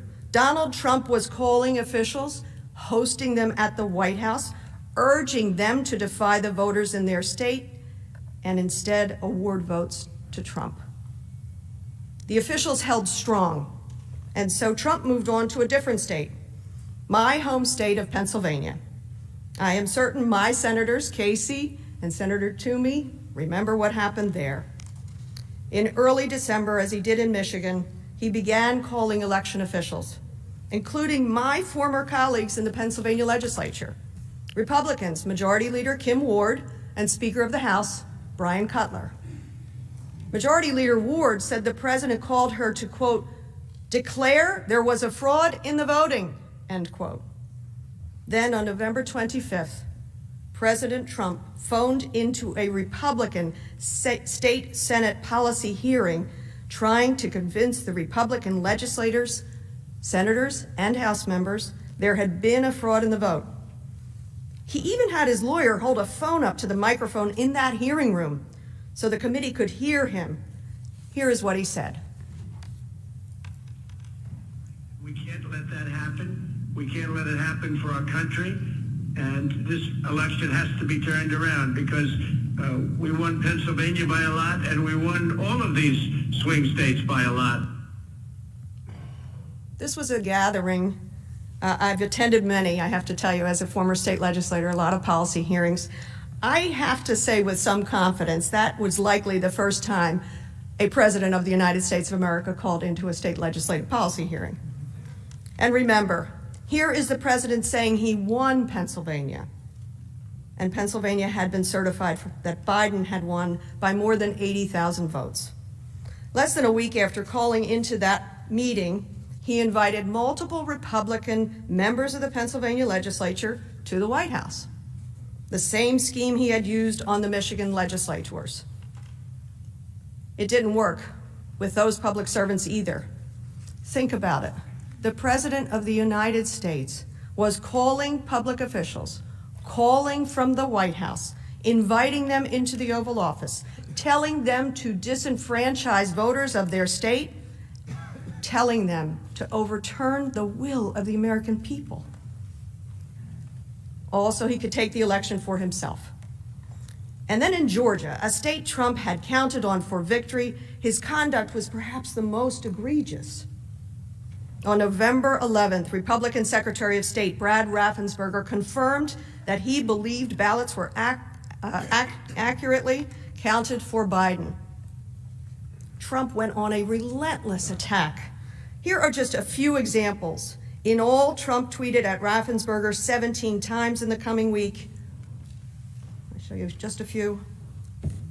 Calling him a disaster, obstinate, not having a clue, being played for a fool, and being a so-called Republican.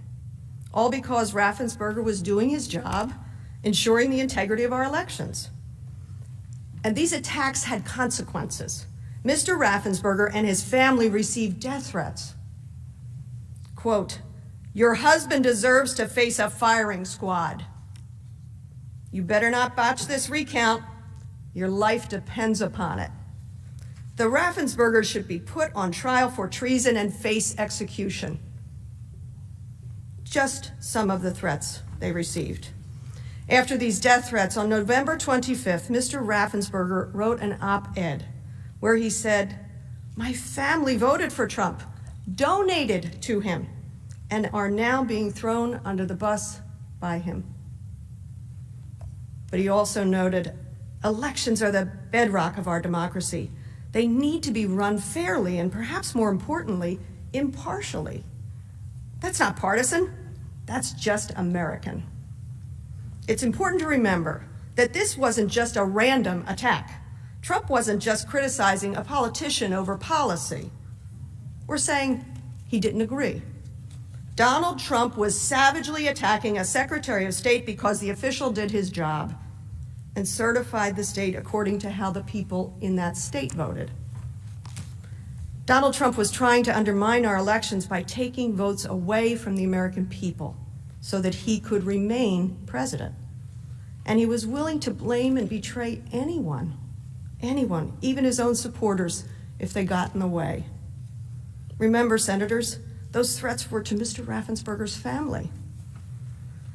So some may say Trump didn't know his attacks against Mr. Raffensperger would result in death threats, except that all of this was very public. The secretary published his op-ed in USA Today, and major networks, including Fox, covered the threats against the Raffensperger. What did Trump do? Did he stop? Did he say, no, supporters, that isn't what I meant? No, he doubled down. Let's see the evidence. This was a massive fraud. This should never take place in this country. We're like a third world country.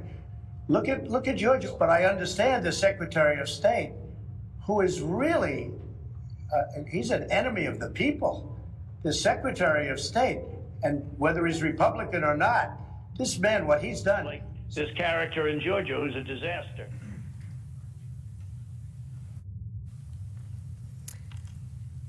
Let that sink in. A Republican public servant doing his job, whose family had just received death threats, and the President of the United States labeled him an enemy of the people.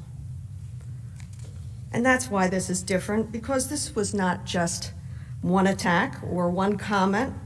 This was attack after attack in the face of clear threats of violence.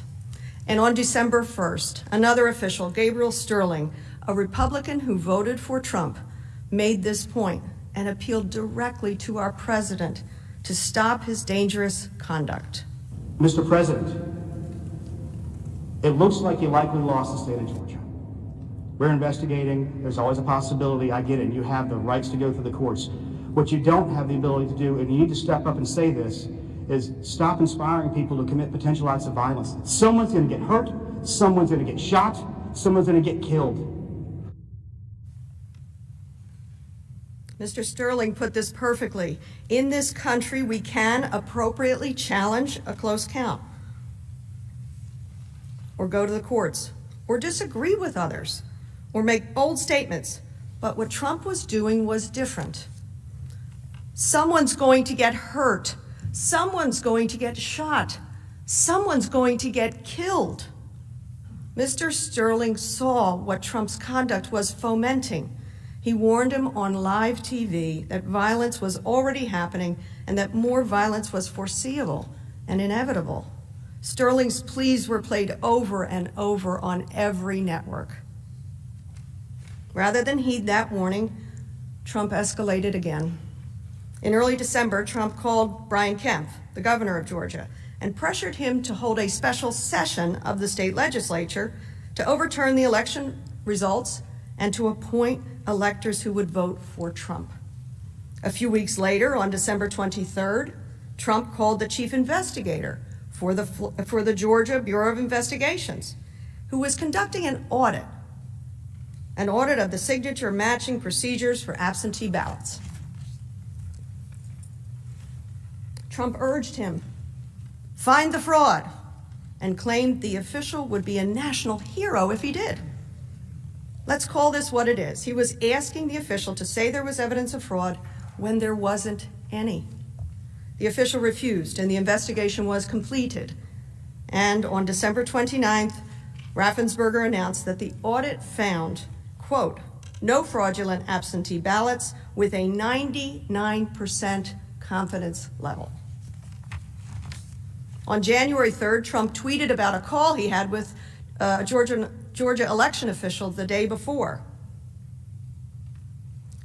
He said, and I quote, I spoke to Secretary of State Brad Raffensperger yesterday about Fulton County and voter fraud in Georgia. He was unwilling or unable to answer questions such as the ballots under the table scam, ballot destruction, out-of-state voters, dead voters, and more. He has no clue. On January the 5th, the Washington Post released a recording of that call, which had occurred on January 2nd. Remember, just 4 days before the attack on the Capitol. Here is what President Trump said. It's more illegal for you than it is for them, because you know what they did and you're not reporting it. That's a criminal offense. And you can't let that happen. That's a big risk to you and to Ryan, your lawyer. That's a big risk. Let's be clear. This is the President of the United States telling a Secretary of State that if he does not find votes, he will face criminal penalties. And not just any number of votes. Donald Trump was asking the Secretary of State to somehow find the exact number of votes Donald Trump lost the state by. Remember, President Biden won Georgia by 11,779 votes. In his own words, Trump said, "All I want to do is this. I just want to find 11,780 votes." He wanted the Secretary of State to somehow find the precise number +1 so that he could win. Here's what he said. So, look, all I want to do is this. I just want to find 11,780 votes, which is one more than we have. He says it right there. The President of the United States telling a public official to manufacture the exact votes needed so he can win. Senators, we must not become numb to this. Trump did this across state after state, so often, so loudly, so publicly. Public officials like you and me receive death threats and calls threatening criminal penalties, all because Trump wanted to remain in power. These public officials exercised great political and personal courage in the face of unprecedented pressure from a president of the United States. Senators, ours is a dialogue with history, a conversation with the past, with a hope for the future. Senators, I thank you today for your kind attention.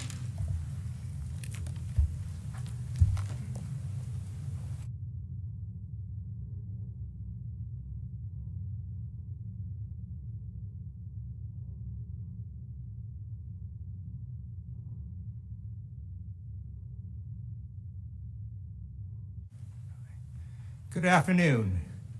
I'm Congressman Ted Lieu. My colleague, Congresswoman Dean, went through President Trump's efforts to overturn the election through the courts, and when that started failing, his deeply disturbing attacks on state and local officials. I'm going to walk through President Trump's extraordinary efforts remaining until January 6th, when he tried again to overturn the election. I first want to highlight Representative Raskin's question to all of you today. Is this America? Like all of you, I love this country. I am an immigrant. My parents came to Ohio, and we started off living in the basement of a person's home. We were poor, and they went to flea markets to sell gifts to make ends meet. Over many years, they built a small business, opened 6 gift stores, and achieved the American dream. It's one reason I joined the United States Air Force on active duty. I believe America is an exceptional country. I was trained as a prosecutor at Maxwell Air Force Base in Alabama, and I remain in the reserves because we're the greatest country in the world. But how did our exceptional country get to the point where a violent mob attacked our Capitol, murdering a police officer, assaulting over 140 other officers? How do we get to the point where rioters desecrated, defiled, and dishonored your Senate chamber, where the very place in which you sit became a crime scene, and where National Guard troops still patrol outside wearing body armor? I'll show you how we got here. President Donald J. Trump ran out of nonviolent options to maintain power. After his efforts in the courts and threatening officials failed, he turned to privately and publicly attacking members of his own party in the House and in the Senate. He would publicly bait senators, naming them in social media. For example, on December 18th, President Trump named at Senate Majority Leader and Republican senators, telling them they have to get tougher or they won't have a Republican Party anymore. We won the presidential election by a lot. Fight for it. Don't let them take it away. President Trump was suggesting to members of this Senate that if they didn't help him try to overturn the election, there would be consequences. On December 24th, President Trump wrote, "I saved at least 8 Republican senators, including Mitch, from losing in the last rigged for-president election. Now they almost all sit back and watch me fight against a crooked and vicious foe, the radical left Democrats. I will," and in all capital letters he wrote, "never forget!"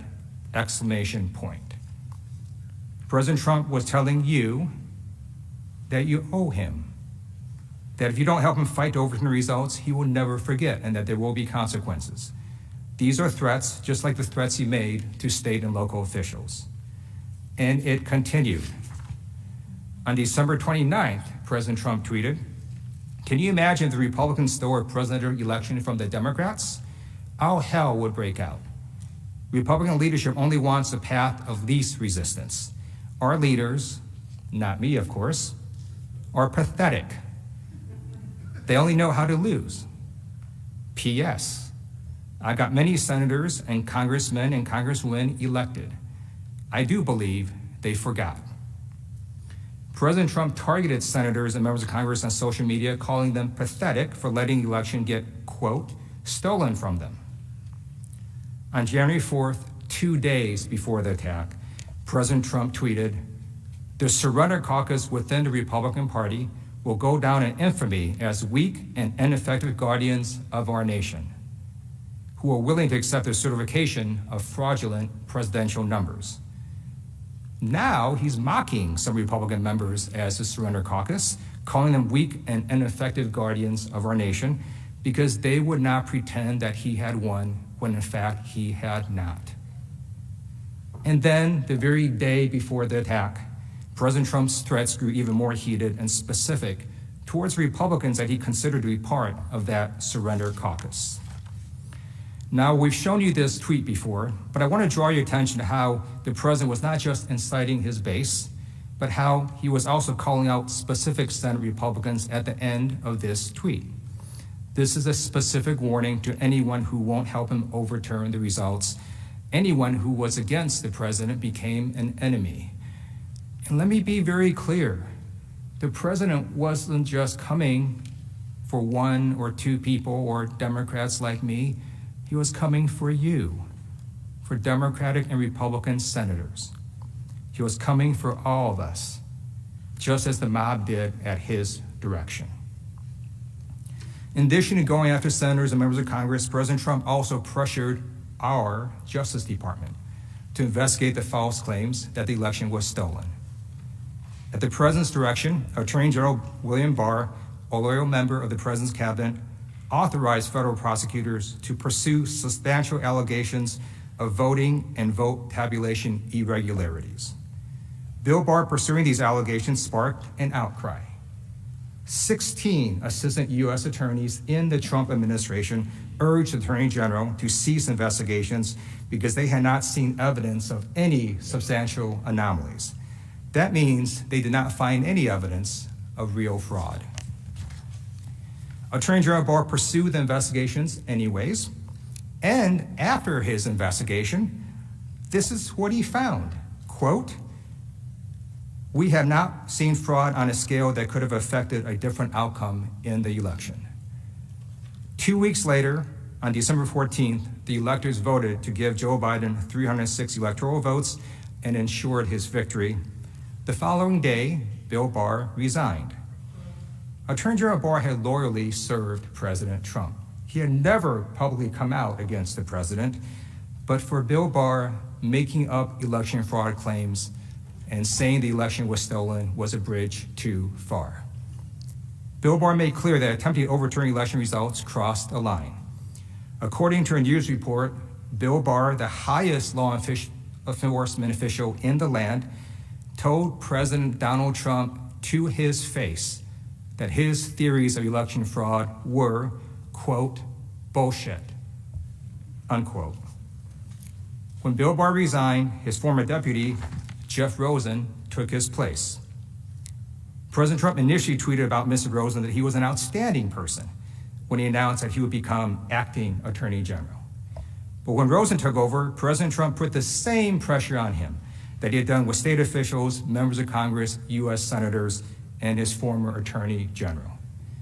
President Trump reportedly summoned acting Attorney General Rosen to the Oval Office the next day and pressured Rosen to appoint special counsels to keep investigating the election, including unfounded accusations of widespread voter fraud, and also to investigate Dominion, the voting machines firm. According to reports, Mr. Rosen refused.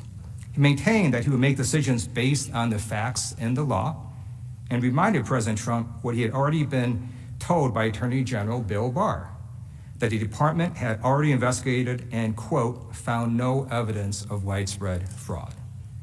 But President Trump refused to follow the facts and the law, so the president turned to someone he knew would do his bidding. He turned to Jeffrey Clark, another Justice Department lawyer, who had allegedly expressed support for using the Department of Justice to investigate the election results. Shortly after, Acting Attorney General Rosen followed his duty in the law to refuse to reopen investigations. President Trump intended to replace Mr. Rosen with Mr. Clark, who could then try to stop Congress from certifying the Electoral College results. According to reports, White House counsel Pat Cipollone advised President Trump not to fire Acting Attorney General Rosen. Department officials had also threatened to resign en masse if he had fired Rosen. President Trump's actions, time and time again, made clear that he would do anything and pressure anyone if it meant overturning the election results. We watched President Trump use any means necessary to pursue this aim, feverishly grasping for straws at retaining his hold on the presidency. But all his efforts prior to January 6 kept failing. And finally, in his desperation, he turned on his own vice president. He pressured Mike Pence to violate his constitutional oath and to refuse to certify the oath. President Trump had decided that Vice President Pence, who presided over the certification, could somehow stop it.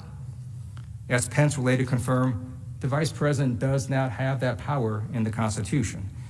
And President Trump never tried to explain why he thought the Vice President could block the certification of election results. He just began relentlessly attacking the Vice President. Publicly, President Trump attacked Pence on social media and at rallies, getting his supporters to believe that Mike Pence could stop this certification on January 6th. Here's what President Trump said in Georgia on January 4th. And I hope Mike Pence comes through for us, I have to tell you. I hope that our great vice president comes through for us. He's a great guy. Of course, if he doesn't come through, I won't like him quite as much. Behind closed doors, President Trump applied significant pressure to his second in command.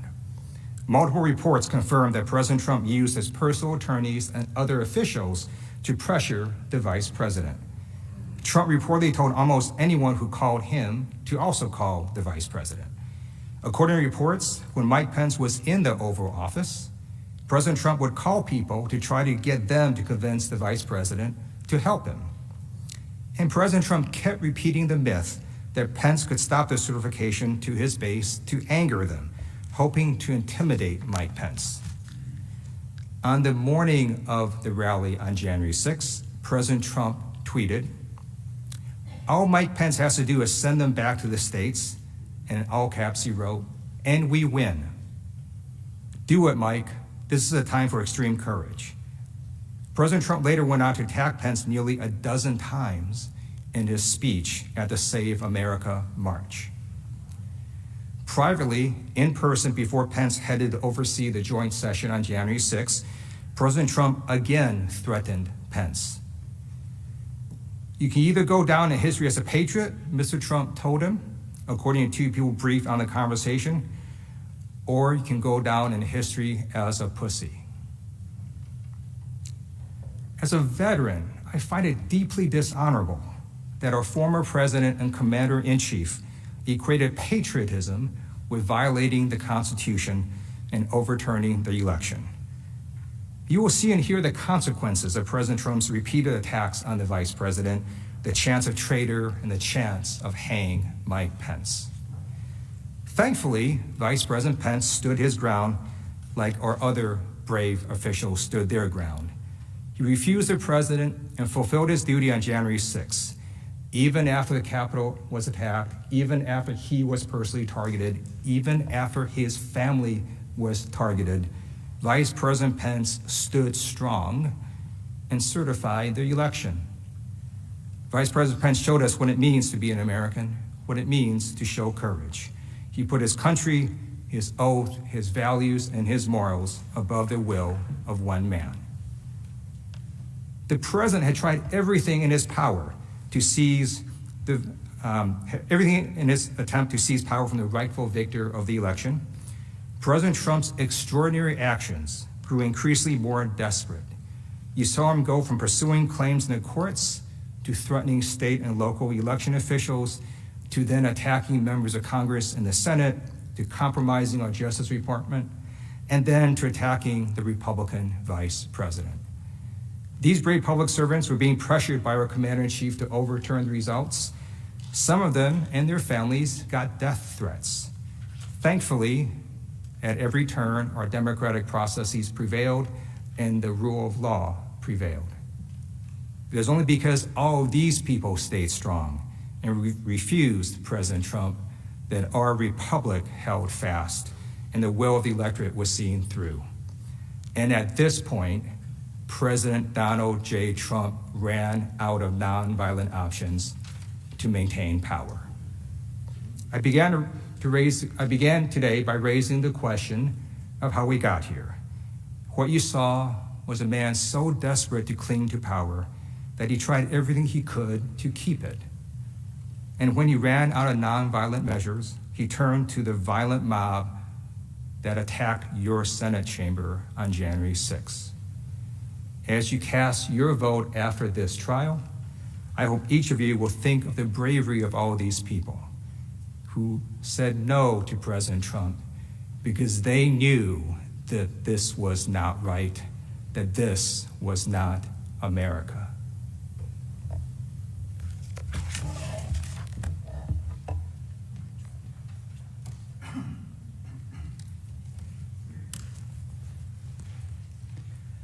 Next, Representative Stacey Plaskett of the Virgin Islands will show in quite chilling detail, I should say, how President Trump was well aware of the threat of violence on January 6th and how he welcomed and amplified his supporters' plans for insurrection against the Union. I should say, as lead manager, this is a moment of special pride for me because Representative Plaskett is not only the first delegate ever to be on a team of impeachment managers in American history, but she was also my law student at American University's Washington College of Law. And I hope I'm not violating any federal educational records laws when I say she was an A student then and she's an A+ student now. Stacey Plaskett.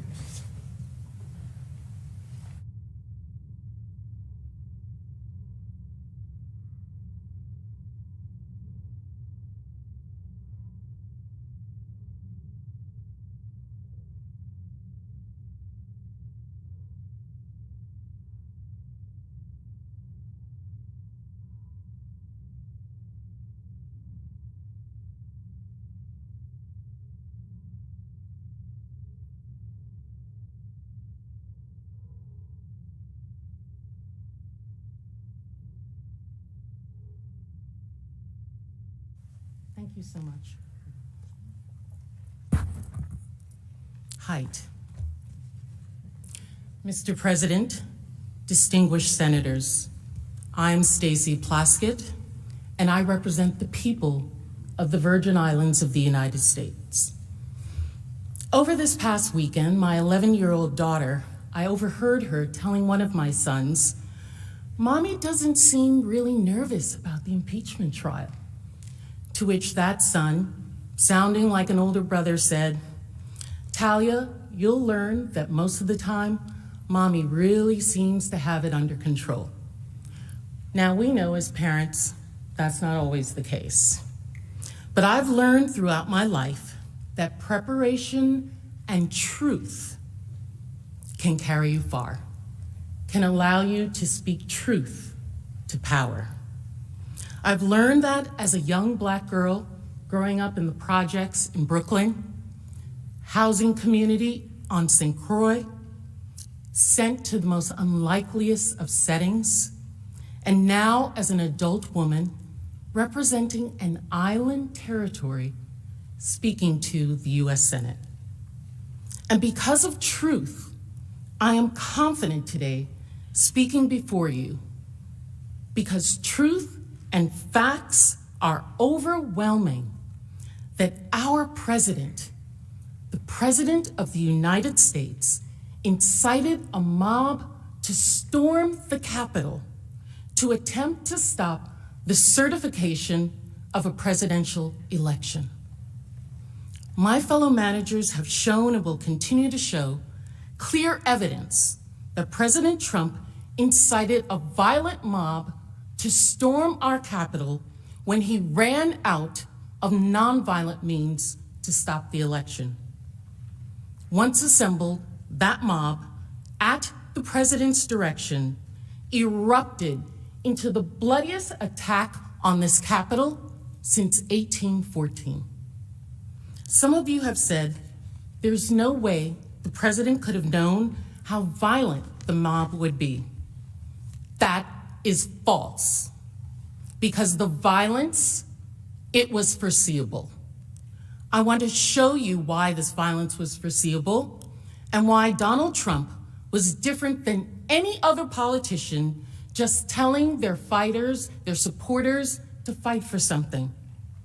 The violence that occurred on January 6th, like the attack itself, did not just appear. You'll see that Donald Trump knew the people he was inciting. He saw the violence that they were capable of, and he had a pattern and practice of praising and encouraging that violence, never, ever condemning it. And you'll see that this violent attack was not planned in secret. The insurgents believed that they were doing the duty of their president. They were following his orders. And so they publicized it openly, loudly, proudly, exact blueprints of how the attack would be made. Law enforcement saw these postings and reported that these insurgents would violently attack the Capitol itself. This was not just a comment by an official to fight for a cause. This was months of cultivating a base of people who were violent, praising that violence, and then leading that violence, that rage, straight at our door. The point is this: by the time he called the cavalry of his thousands of supporters on January 6th, and an event he had invited them to, he had every reason to know that they were armed, that they were violent, and that they would actually fight. He knew who he was calling and the violence they were capable of. And he still gave that marching orders to go to the Capitol and, quote, fight like hell and stop the steal. Make no mistake, the violence was not just foreseeable to President Trump. The violence was what he deliberately encouraged. As early as September, Trump set the precedent that when asked to denounce violence, he would do the opposite and encourage it. Now, if the president had only said something once about fighting to stop the steal and violence erupted, there would be no way to know he intended to incite it or saw it coming. But just as the president spent months spreading his big lie of the election, he also spent months cultivating groups of people who, following his command, repeatedly engaged in real, dangerous violence. And when they did, when the violence erupted as a response to his calls to fight against the stolen election, he did not walk it back. He did not tell them no. He did the opposite. The opposite. He praised and encouraged the violence so that it would continue. He fanned the flame of violence, and it worked. You'll see this over time. These very groups and individuals whose violence the president praised helped lead the attack on January 6th. And that's how we know clearly that President Trump deliberately incited this, and how we know he saw it coming. There are many examples where the president engaged in this pattern. and I'm just going to walk you through a few of them. Let's start with the President Trump's incitement of the Proud Boys. Many of you have heard of this group, which since 2018 has been classified by the FBI as an extremist organization. Since that classification, the group has repeatedly engaged in serious acts of violence, including at pro-Trump rallies. In one such act, on September 7th, the Proud Boys attacked a man with a baseball bat and then punched him while he was down on the ground. On September 29th, during a presidential debate, President Trump was asked specifically if he was willing to condemn white supremacy and militia groups, if he was willing to tell them to stand down and stop the violence. Let's watch. But are you willing tonight to condemn white supremacists and militia groups and to say that they need to stand down and not add to the violence in a number of these cities, as we saw in Kenosha and as we've seen in Portland? Sure, are you I'm willing prepared to do specifically that, but do it? Well, I go would ahead, say, sir. Let's hear now the president's response. Do it, sir. Say it. Do it. Say it. You want to call them? What do you want to call them? Give me a name. Give me a White name. supremacists and Who would white you like me to condemn? white supremacists and white Proud militia. Boys, stand back and stand by. When asked to condemn the Proud Boys and white supremacists, what did our president say? He said, stand back and stand by. His message was heard loud and clear. The group adopted that phrase, stand back and stand by, as their official slogan. They created merchandise with their new slogan, which they wore proudly across their backs at Trump's rallies, and they followed the president's orders. You'll see more about this later in the trial, but you'll see in these photos, to the left, Dominic Pizzola, and to the right, William Pepe, two of the leaders of the group, heading to the Capitol on January 6th. They were later charged with working together to obstruct law enforcement. As we go through this evidence, I want you to keep in mind these words by President Trump when asked to condemn violence. Stand back and stand by, and see example after example of the kinds of people like the Proud Boys who he had standing by on January 6th. By October, as my colleagues Mr. Castro and Mr. Swalwell showed you, Donald Trump was escalating his big lie that the only way he could lose the election was if it was rigged. So, as election day neared, his supporters were frustrated and they were angry. They were prepared to ensure his victory by any means necessary.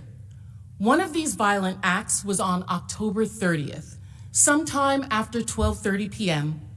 A caravan of more than 50 trucks covered in pro-Trump campaign gear confronted and surrounded cars carrying Biden-Harris campaign workers and a Biden-Harris campaign bus as they were traveling down Interstate 35 from San Antonio to Austin.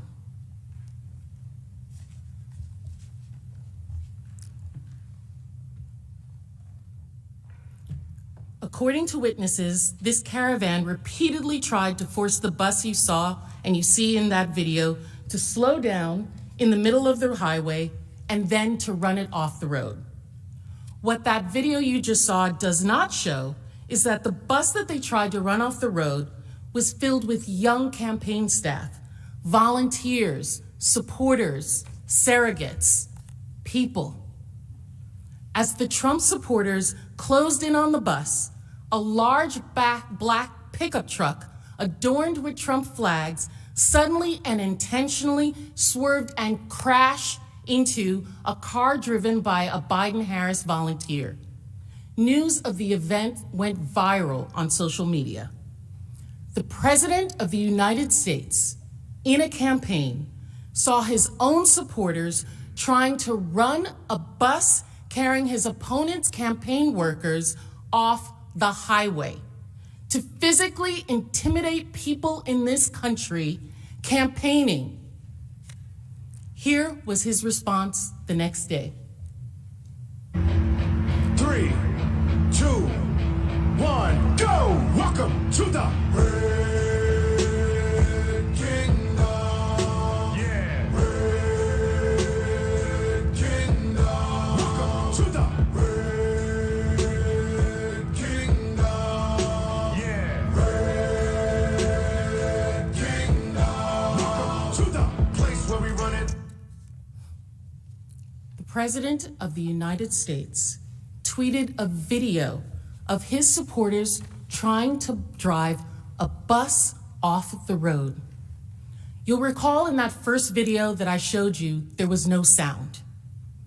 Well, the one that he tweeted had a fight theme song placed to it that the president put that music to that video. And he added at the top, "I love Texas." By the next evening, that tweet that he did had been viewed 12.6 million times. And it wasn't just a tweet. On November 1st, at a Michigan rally with a sea of supporters, the president talked about that incident again. Here it is. Something. Do you see the way our people, they were protecting his bus yesterday because they're nice. So his bus, they had hundreds of cars. Trump, and the American flag. That's it. You see Trump and American flag. The president made a public joke of violence against campaigners in an American election. He made light of it. This was not a joke. In fact, it was so violent, it put so many people in harm's way that the FBI investigated the incident and the criminal responsibility of those who attacked these campaign workers. Now, our President Donald Trump could have said, okay, I didn't realize how bad that was. This was very violent. Please stop. But he didn't. He saw the investigation and made a statement in defense of his supporters' attack on the bus, writing, quote, "In my opinion, these patriots did nothing wrong. Engaging in violence for him made them patriots to Donald Trump. For anyone who says Donald Trump didn't know the violence he was inciting, I ask you to consider his supporters tried to drive a bus off the highway in the middle of the day to intimidate his opponent's campaign workers. And his response was to tweet the video of the incident that had fight music, joke about it, and call those individuals in that incident patriots." And once again, Donald Trump's praise worked to incite them further. Emboldened by that praise, they remained ready to fight, ready to stand back and stand by. This link is not hypothetical. Just like we saw with the Proud Boys showing up in full force on January 6th, Donald Trump's encouragement of this attack made sure his supporters were ready for the next one. The Caravan Bus Attack had been organized by a Trump supporter named Keith Lee. Leading up to the attack on our Capitol of January 6th, Mr. Lee teamed up with other supporters to fundraise to help to bring people to Washington, D.C. for that day. The morning of the attack, he filmed footage of the Capitol, pointed out the flimsiness of fencing, and then addressed his supporters before the attack saying, quote, "As soon as you all get done hearing the president, y'all get to the Capitol. We need to surround this place." During the attack, he used a bullhorn to call out for the mob to rush in. He later went to the rotunda himself and then back outside to urge the crowd to come inside. These are the people that President Trump cultivated, who were standing by. I'd like to look at another example. After the election on December 12th, Trump supporters gathered en masse to protest the stolen election in D.C. It was billed by his loyalists as the second Million MAGA March. The rally was organized by Women for America First, the same group that you'll see later secured the permit for the January 6th rally. And who else was there? The Proud Boys, standing by. Donald Trump did not attend that rally, but he made sure to make clear his supporters throughout the day how he felt about the event. At 8:47 a.m., he sent out a tweet. "We have just begun to fight." And then the rally began. And Donald Trump's allies, who spoke at the rally, carried on his message of the stolen election and the importance of fighting to stop the steal.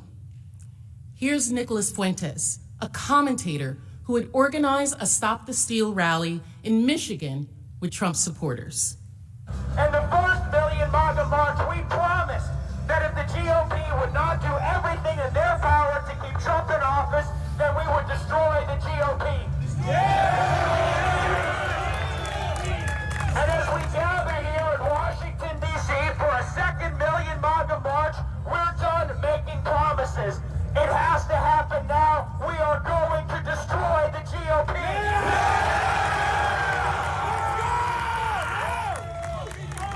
Let's go! Destroy the GOP! Destroy the GOP! Destroy the GOP!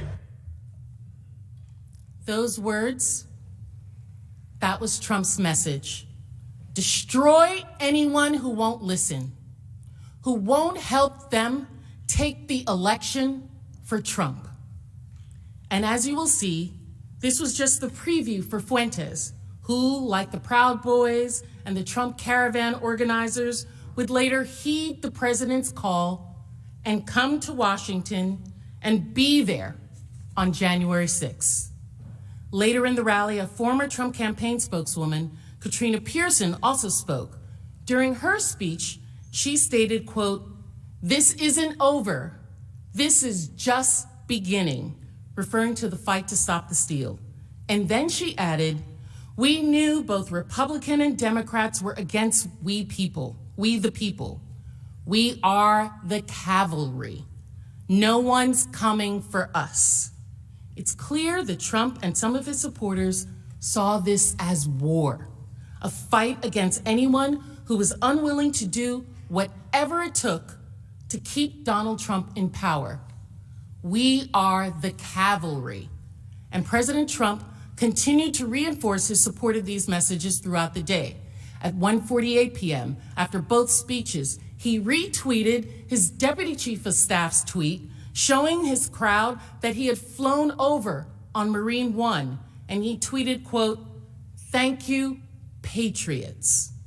These people were, as you can see, gathered en masse and being told by the president's allies that their election had been stolen.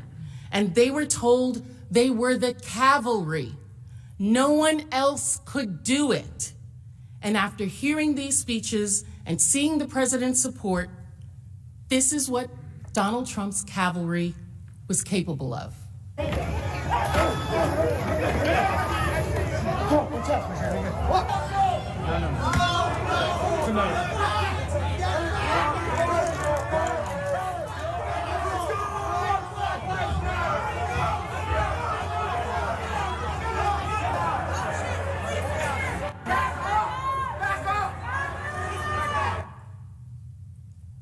What you just saw was the violence that ensued after that rally.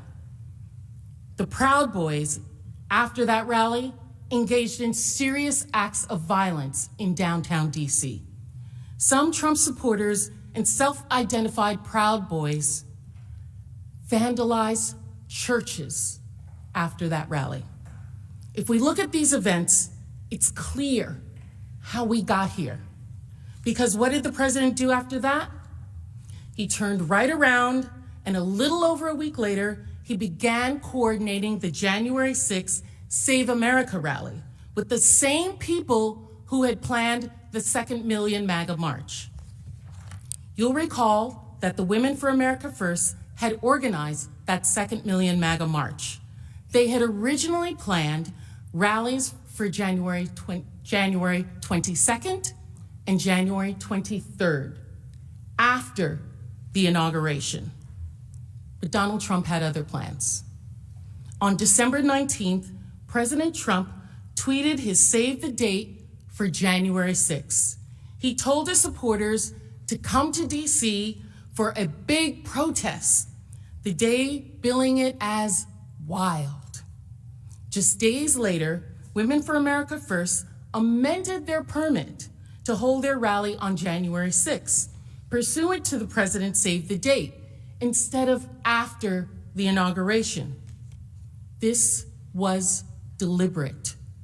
Reports confirm that the president himself, President Trump, became directly involved with the planning of the event, including the speaking lineup, even the music to be played, just as he chose the music for his retreat of the Caravan driving the Biden-Harris bus off the road with that fight song. And he brought the same people who spoke at the 2nd Million MAGA rally to help as well. Trump's campaign advisor, Katrina Pearson, who you recall said on December 12th that this is only the beginning, we are the cavalry, also became directly involved in planning the event. They even sent out invitations together. This is Amy Kremer, one of the founders of Women for America First, tweeting the invitation, tagging Donald Trump and other organizers, inviting the same supporters who had just engaged in serious violence at the 2nd Million MAGA rally to show up to the largest rally to stop the steal. And President Trump seemed to have other plans for what was going to happen at that rally too. Women for America First had initially planned for the rally-goers to remain at the ellipse until the counting of the state electoral slates was completed, just like they had remained at Freedom Plaza after the 2nd Million MAGA March. In fact, the permit stated in no uncertain terms that the march from the ellipse was not permitted. It was not until after President Trump and his team became involved in the planning that the march from the ellipse to the Capitol came about, in direct contravention of the original permit. This was not a coincidence. None of this was. Donald Trump, over many months, cultivated violence, praised it, and then when he saw the violence his supporters were capable of, he channeled it to his big, wild, historic event. He organized January 6th with the same people that had just organized a rally, resulting in substantial violence, and made absolutely sure this time these violent rally-goers wouldn't just remain in place. He made sure that those violent people would literally march right here to our steps, from the ellipse to the Capitol, to stop the steal. His cavalry. This was deliberate. And because the President of the United States incited this, because he was orchestrating this, because he was inviting them, the insurgents were not shy about their planning. They believed they were following the orders of the commander-in-chief. They were, as the tweet we just saw, quite literally his cavalry. So they posted exact blueprints of the attack openly, loudly, proudly. And they did this all over public forums. These were not just hidden posts in dark websites that Trump would not have seen. Quite the opposite. We know that President Trump's team monitored these websites. We know this because his advisors confirm it. An ex-White House and campaign insider, as you'll read, who has known both Scavino and the president for years, said there was no way that Scavino and the Trump social media operation would not have been aware of the plan circulating online to storm the Capitol.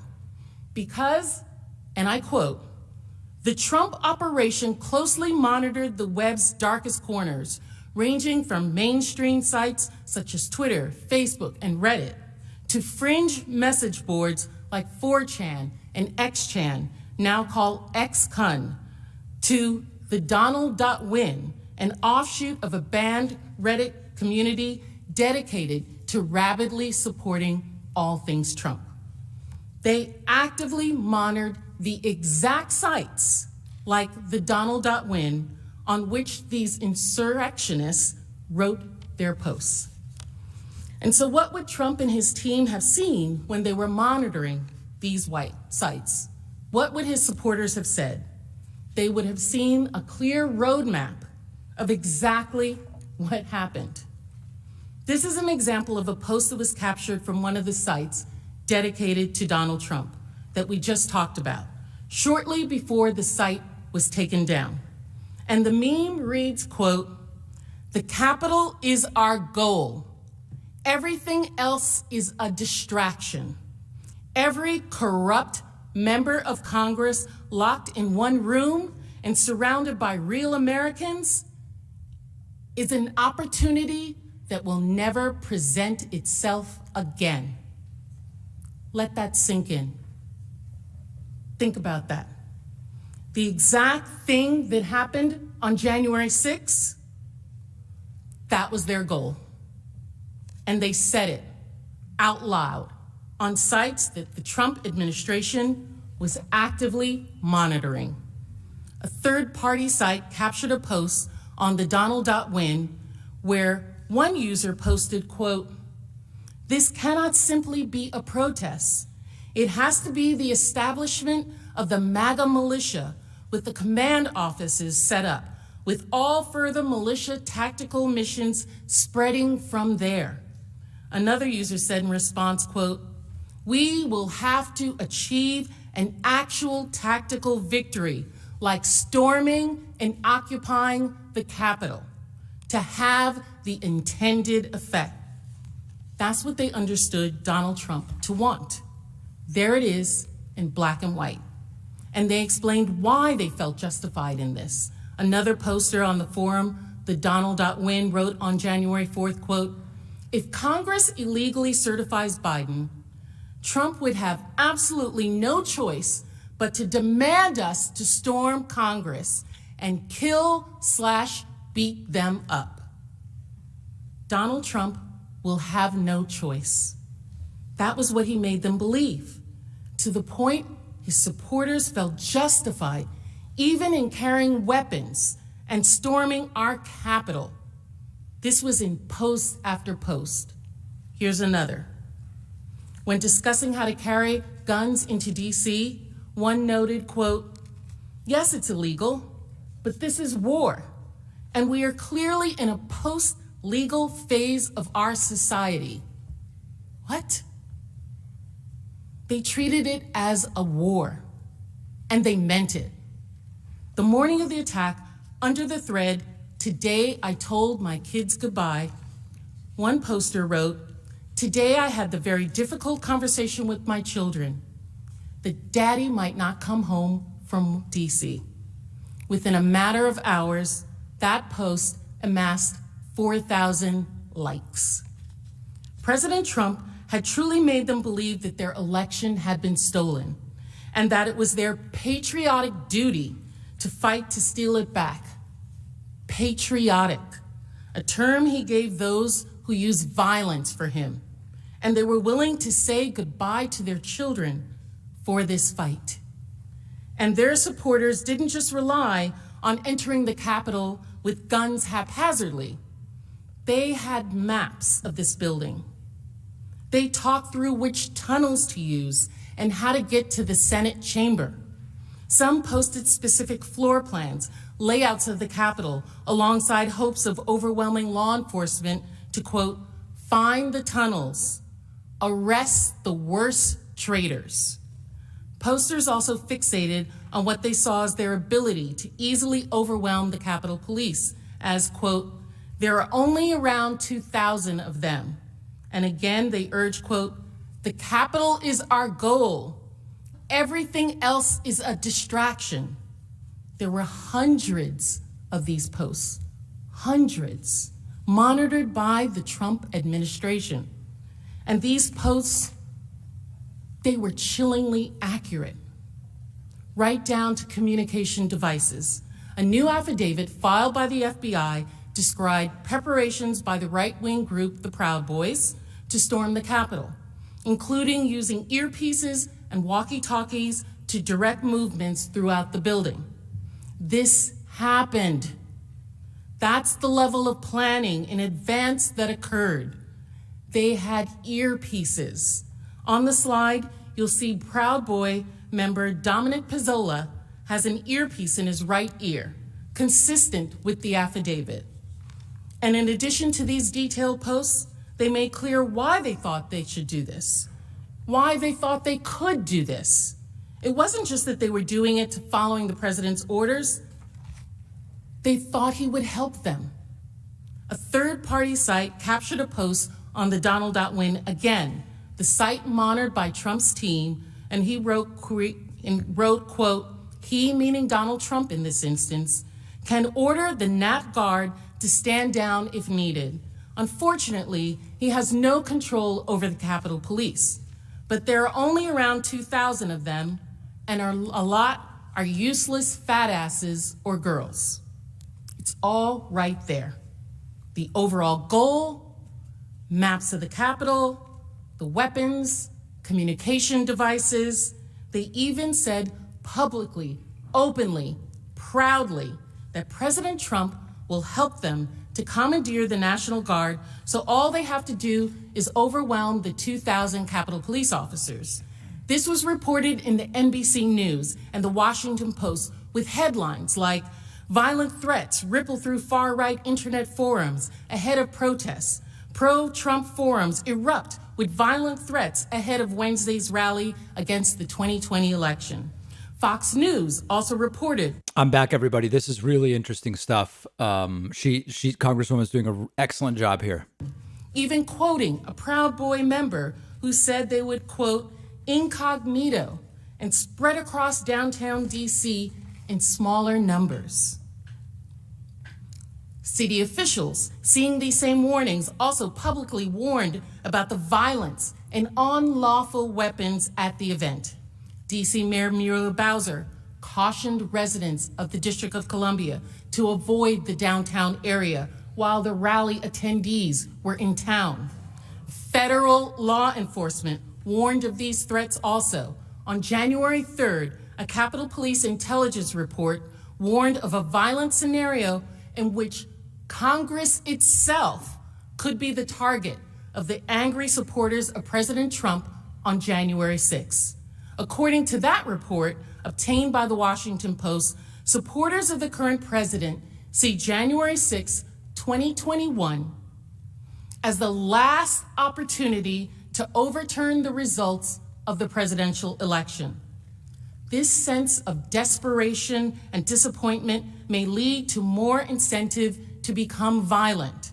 Unlike previous post-election protests, the targets of the pro-Trump supporters are not necessarily the counter-protesters as they were previously. I'm seeing TYT rated us, which I really appreciate. Thanks to TYT. Also thanks to Inconsolable, who's been a Twitch sub at tier 3 for 17 months, which is crazy. I know people are joking about incel stuff. I actually think that there is a serious question as to whether incel situations do relate to what happened on January 6th. I don't think that that's actually a crazy thing. An online post where the user declared that Trump supporters should go to Washington and get violent. The supporter said, quote, stop calling this a march or a rally or a protest. Go there ready for war. We get our president or we die. These threat warnings were not just hypothetical. Actual arrests occurred in the days leading to the attack. On January 4th, 2 days before the rally, one extremely well-publicized arrest was of a Proud Boy leader who destroyed a church's Black Lives Matter banner a month earlier during the December 12th Second Million MAGA March.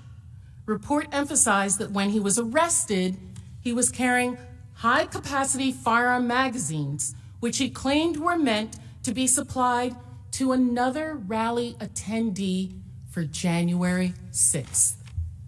By the night of January 6th attack, DC police had already made 6 arrests in connection with the planned protests on charges of carrying weapons, ammunitions, assaulting police. This is all in public view, all of it. The truth is usually seen and rarely heard. Truth is truth, whether denied or not.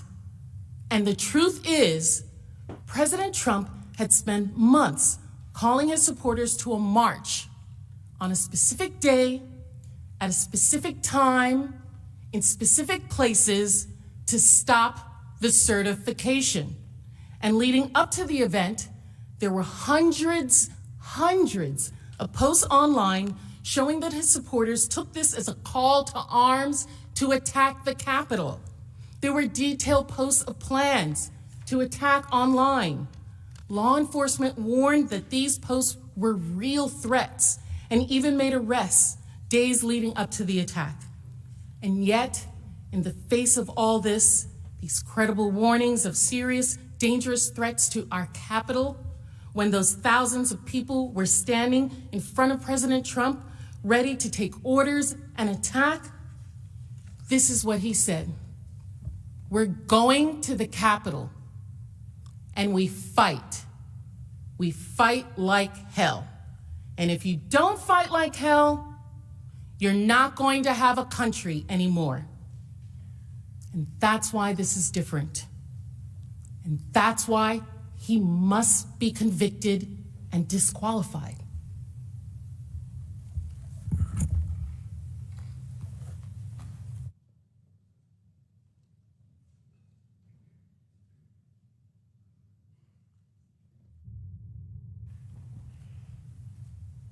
See what's next?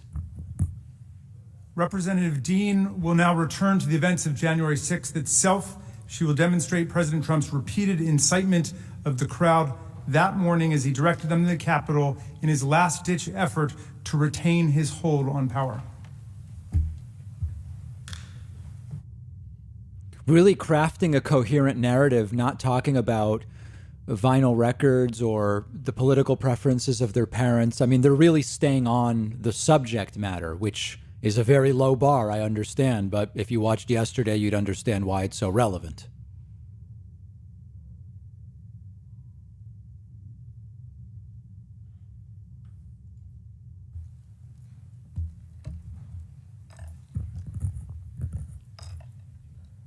For me and for many Americans, January 6th is forever etched in our memories. I went to work with a sense of excitement. The start of my second term in Congress and the first time I would participate in the certification of a presidential election. And then we all know what happened. I know many of us have similar experiences from that day, but I'll briefly share mine. I stood with colleagues in the gallery above the House floor to observe the Arizona challenge.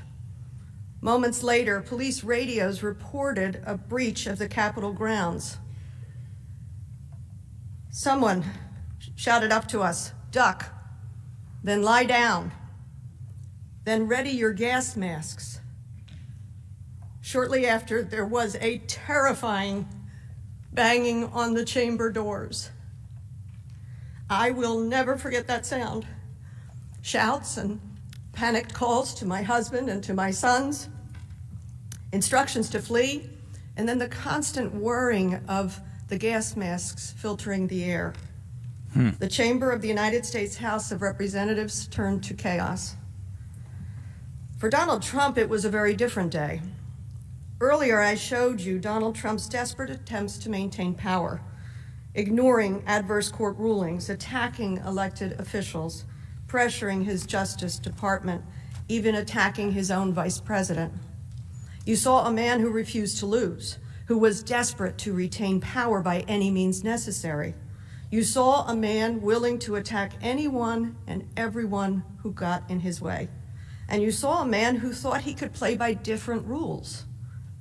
He told his supporters, as my colleague Ms. Plaskett just showed you, exactly what he thought those different rules were. Combat, fight, violence. This was not just one speech. This was weeks and weeks of deliberate effort by Donald Trump to overturn the election results so that he didn't have to give up the presidency. The speech on January 6th builds on, refers to, and amplifies that same pattern, the pattern Trump had used and broadcasted for months. He refused to lose, his attacks on others, and his different rules.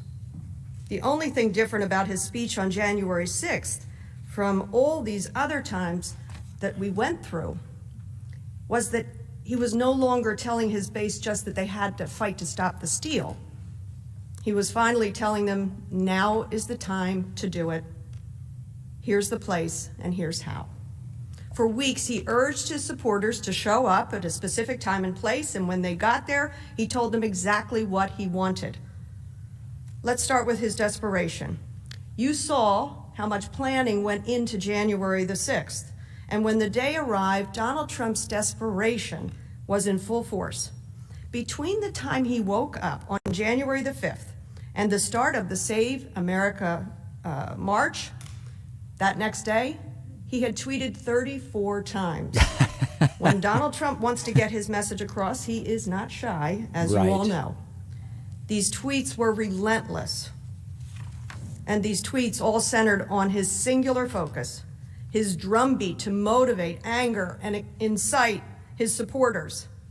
His big lie. The president. Yeah, so first of all, 34 is actually not that much for Trump. Trump's done hundreds of tweets in a day before. Also, just for comedic value, I would actually prefer to see the tweets printed out on those oversized posters, just because having them brought out by an assistant in like super oversized is visually compelling. But this is obviously, the content is what matters. These tweets, but let me just highlight a few. At 1 a.m, he tweeted, "If Vice President Mike Pence comes through for us, we will win the presidency. Mike can send it back." This will look familiar to you because Mr. Liu just showed you how Trump had privately, he was pressuring and publicly attacking his vice president to stop the certification. And when Vice President Pence refused, when he explained that the Constitution simply does not allow him to stop certification, Donald Trump provoked his base to attack him. The late in the evening tweet was no different. It just got more forceful. Let's be clear. What Donald Trump was saying, that Vice President Pence could send back the certification, was not true. For one thing, all 50 states had ratified this election. And for another, Vice President Pence explained to him that he does not have the power to unilaterally overturn states' votes and just send the certification back. Imagine having to explain that. And Donald Trump knew this, but this was his last chance to get his vice president to stop the certification, and so he was willing to say or do just about anything. These tweets attacking the election as fraudulent, attacking his vice president, and urging his supporters to fight continued throughout the morning. Here's another example. At 8:17 a.m., he tweeted, "All Mike Pence has to do is send it back to them and back to the states, and we win." And we win. Not quite. That's what he said, even though by then he had clearly lost. As Trump continued tweeting, the Save America March at the White House was now in full swing. The speakers who warmed up the crowd for Trump were members of his inner circle, family members, his personal attorney, people President Trump had deputized to speak on his behalf. Some of the speakers also spoke at the second Million MAGA March, which resulted in serious violence. Just the name of that is funny. The warm-up acts on January 6th focused on promoting Donald Trump's big lie. They stoked the same fears, a stolen election, of fraud, of ripping victory away from them. And the speakers told them what to do about it. As the crowd erupted in "Fight for Trump," chants throughout that morning, Donald Trump Jr. urged, "That's the message. These guys better fight for Trump." The speakers lasted 3 hours, repeating President Trump's message, and finally, at about noon, Donald Trump took the stage with the seal of the presidency on his podium and the White House as his backdrop. President Trump spoke for more than 70 minutes. His narrative was familiar. It was the same message he had spent months spreading to his supporters. The big lie: the election was stolen, that they should never concede, and that his supporters should be patriots and fight much harder to stop the steal, to take back our country. The same phrases he'd spread for weeks, but now the message was immediate. Now it was just no longer just fight, it was fight right now. All of us here today do not want to see our election victory stolen by emboldened radical left Democrats, which is what they're doing. Which and victory is stolen that? by the fake news media. That's what they've done and what they're doing.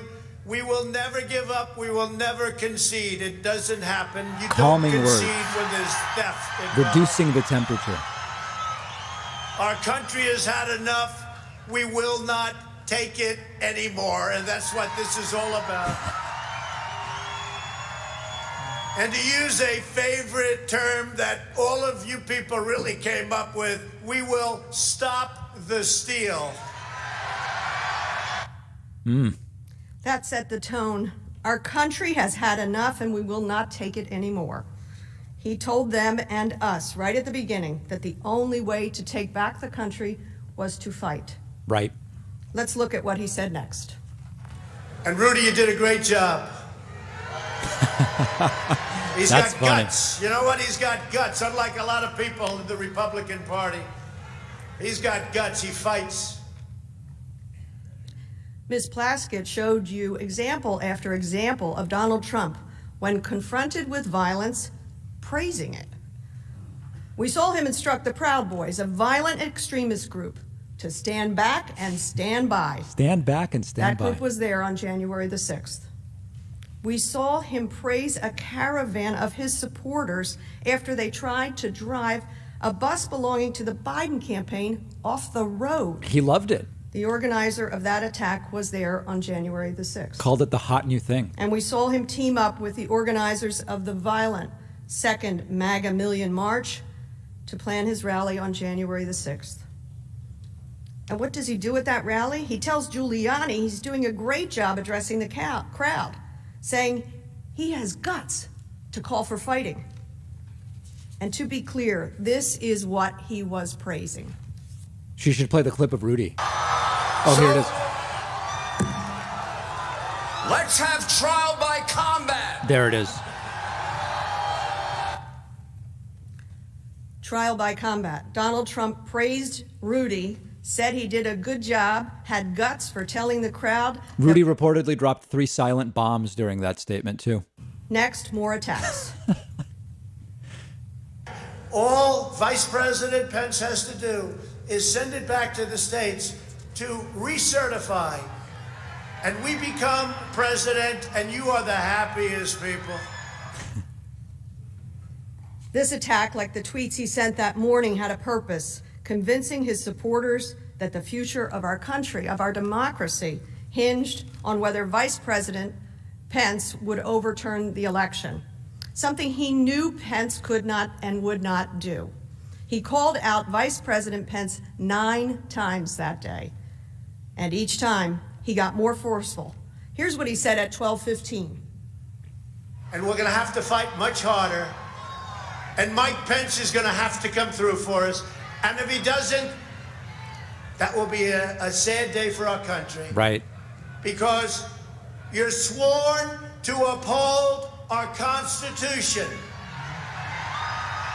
Now it is up to Congress to confront this egregious assault on our democracy. Really and depressing. after this, we're going to walk down, and I'll be there with you. We're going to walk down We're going to walk down, anyone you want, but I think right here we're going to walk down to the Capitol. Pennsylvania. And we're going to cheer on our brave senators and congressmen and women. And we're probably not going to be cheering so much for some of them. Because you'll never take back our country with weakness. Right. You have to show strength and you have to be strong. God bless the United States. And Mike Pence will have to come through for us. That's what he said. And he told the crowd what he meant and exactly what to do, literally commanding them to confront us at the Capitol. He even told them he'd walk there with them, which of course was not true. And then he told them exactly what to do when they got to the Capitol. You'll never take your country back with weakness. You have to show strength. And don't forget who is standing there. The same people Ms. Plaskett described to you. Many people violent. Violent people law enforcement had warned would be armed and would be targeting us. One of President Trump's key defenses focus on what he said for a few seconds, 15 minutes into the speech. I know that everyone here will soon be marching over to the Capitol building to peacefully and patriotically make your voices heard. In a speech spanning almost 11,000 words, yes, we did check, that was the one time, the only time President Trump used the word peaceful or any suggestion of nonviolence. The implication of the president's tweets, the rally, and the speeches were clear. President Trump used the word fight or fighting 20 times, including telling the crowd they needed to fight like hell to save our democracy. We know how the crowd responded to Donald Trump's words, and he knew how they responded to his speech. Here is the evidence of how the crowd reacted. We're going to walk down to the Capitol. Yeah!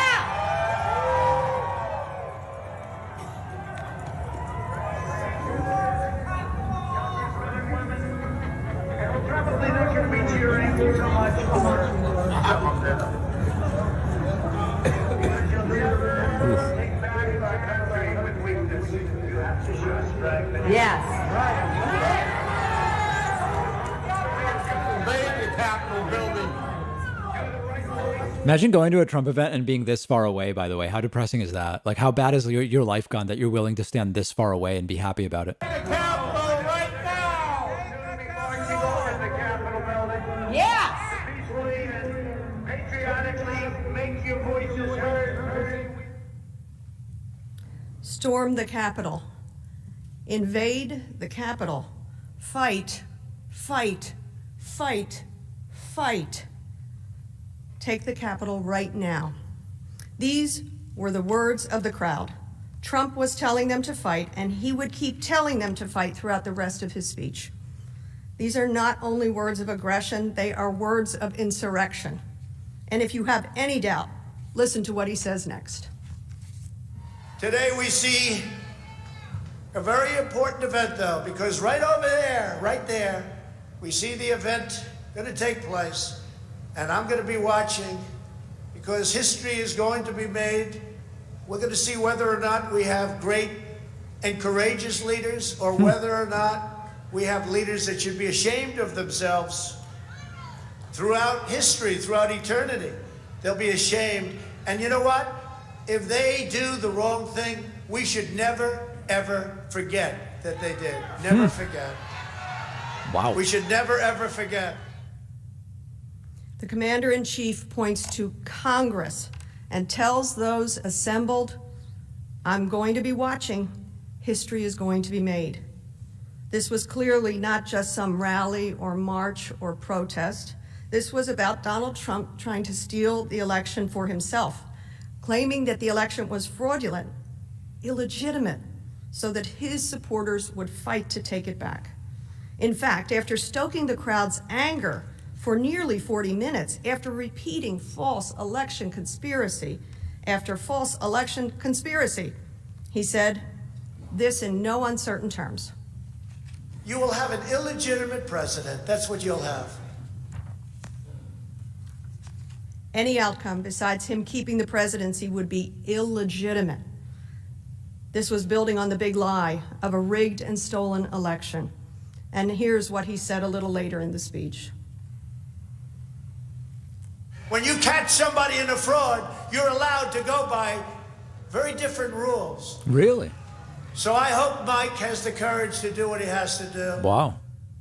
When you catch somebody in a fraud, you're allowed to go by very different rules. We told you that context matters. Here's the context.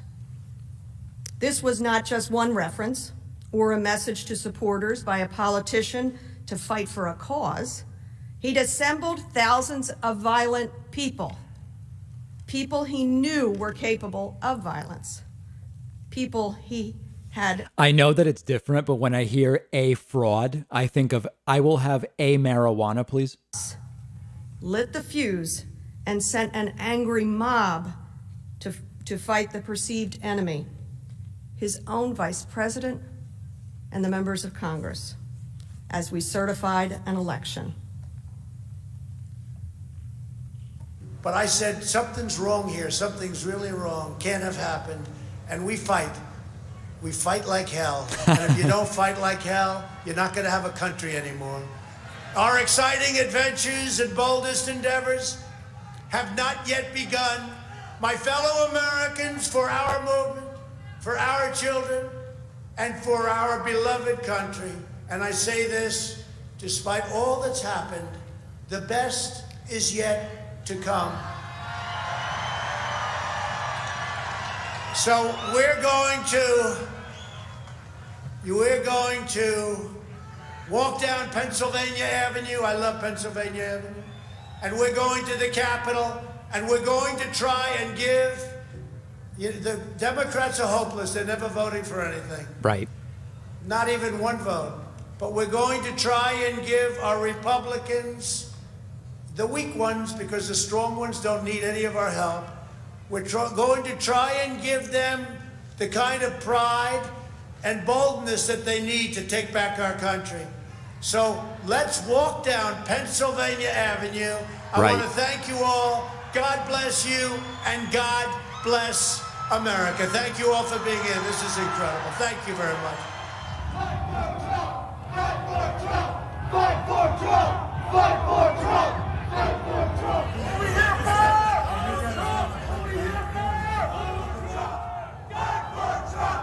Fight for. It would be amazing if they were able to work in the clip of Trump saying, you're going to have to flush toilets 10 to 15 times under Joe Biden. I know it's not germane to the impeachment, but the presentations have been so good. I would love it if they included that. If you don't fight like hell, you're not going to have a country anymore.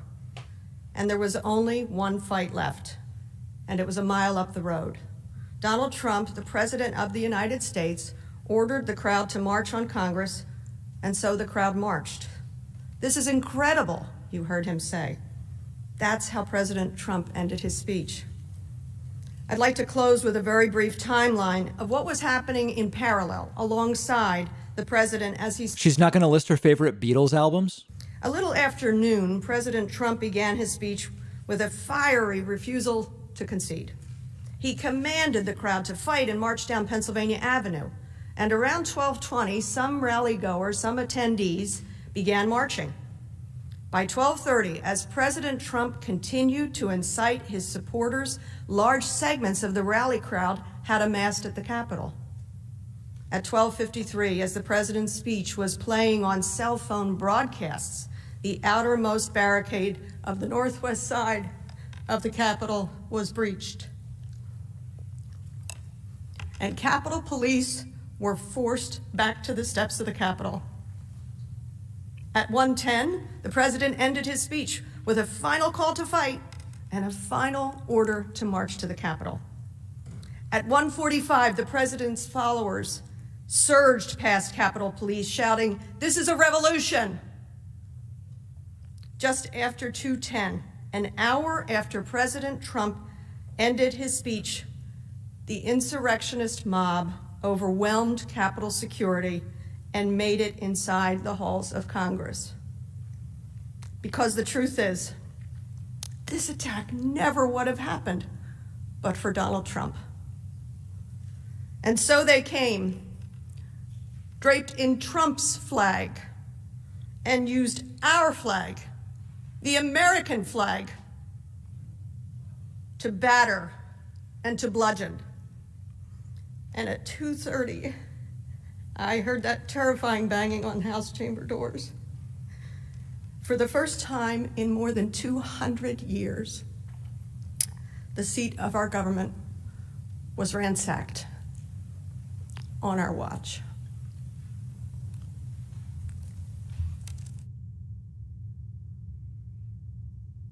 Wow. We will hear from Jamie Raskin. Mr. President, I think this would be a good time for a break, if that's okay.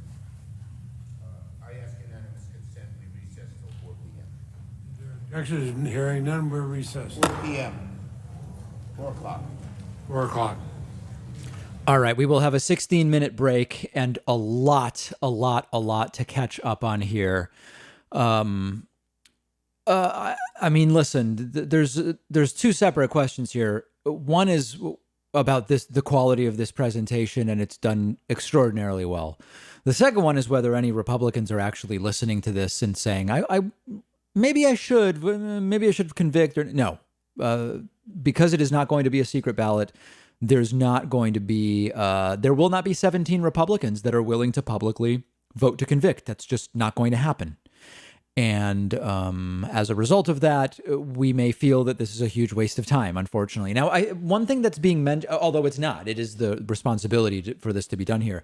One of the things that's interesting is that, and a few people in the chat were talking about this, Trump's defense lawyers, if they can get off the topics of what foods their parents liked and, you know, whether they're friendly with the Pennsylvania senators or not, if they can actually get onto substance, they will argue that Donald Trump didn't really direct any violence.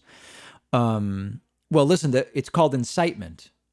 The point is whether Trump's speech incited people, not whether he literally said, go out and break in and steal stuff from Nancy Pelosi's office. And so that's going to be something you're going to be hearing frequently at some point from Trump's defense attorneys, whoever survives, the guy from yesterday, Trump furious with him. But we'll have time to talk about that once Trump's attorneys take over. And I think that's an important legal distinction, and also an important colloquial distinction as well.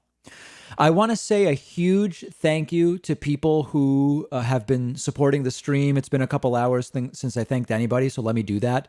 Bolo510 just signed up for 14 months in a row with Prime. 1801 is an additional 23, which puts us at 23 puts us at 89. And I do want to thank some people who signed up on my website, and just indulge me for a moment because there are quite a few. Thomas Dundon signed up at joinpacman.com. Maddie Wall signed up at joinpacman.com. Christopher Camp is a new member. Also want to say thank you to, hold on a second, don't want to miss anybody, Jonathan Prince and Adam Washington. Appreciate that. And that is puts us at 94, which is perfect. We're still figuring out exactly how to code the coupon code to, I guess, not confuse people. We got rid of the quotes. Seems to be helping to some degree. And for people asking if something is wrong with my throat, if I'm sick, no. Every time I use this microphone, I get 20 emails from people asking if I'm sick. It's just people aren't used to the way this microphone sounds. Different voice processor, different microphone, different room tone.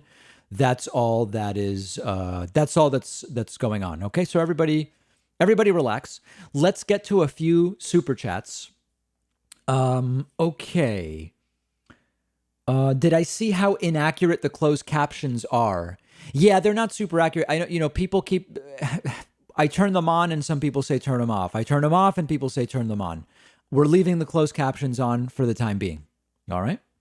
Imagine calling yourself a patriot while flying a loser flag in the Capitol in the name of your holy warlord king. Well, Sarah, things are very backwards right now. Electron wants to know if we ever found out what Castor was talking about.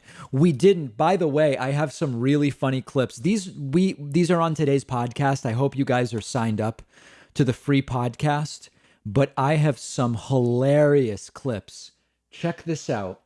Sean Hannity even multiple times had to say Castor was not particularly good. Check this out. I think you're going to like these.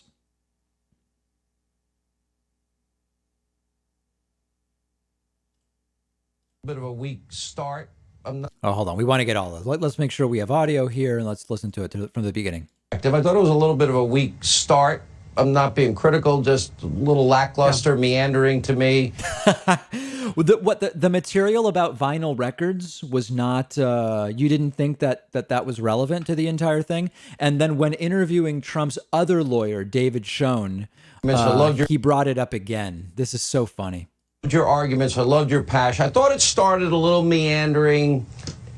It was sort of like a lot of free associating in the beginning. Are you saying it was a verbal Rorschach test, Sean? You're saying that talking about the favorite senator of his parents was not relevant? And I'm not attacking your partner. I don't know him at all. Isn't that just great? Even Hannity could not possibly sugarcoat it. And if people are wondering, like, I'm really not exaggerating. Hold on. Aaron Rupar had him. I think I have the direct links. Here's some examples of Bruce Castor yesterday. I was growing up in suburban Philadelphia. Right. My parents were big fans of Senator Everett Dirksen from Illinois. Now understand, Everett Dirksen being supported or not by this guy's parents, the entire case is riding on that. We don't yet know how. At some point, they're going to reveal it for us. And Senator Dirksen recorded a series of lectures. Right. And, compared to modern recording technology, you may find the audio quality not to be great, but certainly better than on a phonograph. And, bit rate, I don't know. Sorry. My parents had on a record. And we still know what records are, right? Right. On the thing you put the needle down on and you play it. Right. And here's little Bruce, 8, 9. Now, some of the recordings were out of phase, and my mom, more so than my dad, was bothered by out of phase recordings. But ultimately, as recording technology improved, we were able to solve that problem. 10 years old, listening to this back in the late 60s. And I would be listening to that voice. If you ever heard Everett Dirksen's voice, it's the most commanding, gravelly voice that just oozes belief and sincerity. And my dad, he didn't find men with tenor voices that manly. And I said, Dad, not everybody's a baritone. And it was a point of disagreement at family dinners, but eventually we were able to have an okay relationship. Must have been a phenomenal United States senator. This went on and on and on. Here's another one. Did Bruce Castor take a wrong turn and end up at the wrong trial? It's crazy. Trump was reportedly screaming as this was going on. They love the states that they represent. There isn't a member in this room who has not used the term, I represent the great state of fill in the blank. Right. Why? Because they're all great? Yeah. But you think yours is greater than others because... We lost the audio there. Why is it that they think that they're greater? I don't even know. These are your people. Okay. These are the people that sent you here to do their work. They trusted you. It was just endless. So senators are patriots. Senators are family men and women. They're fierce advocates for the great state in which they represent. And somewhere far down that list of attributes, way below patriot, and way below love of family and country, and way below fear. It's like, how much of it can I really play, Don't know about off the top of my head, but each one of them Once there was the vacuum created that the greatest deliberative bodies, the Senate of Greece and sitting in Athens, the Senate of Rome,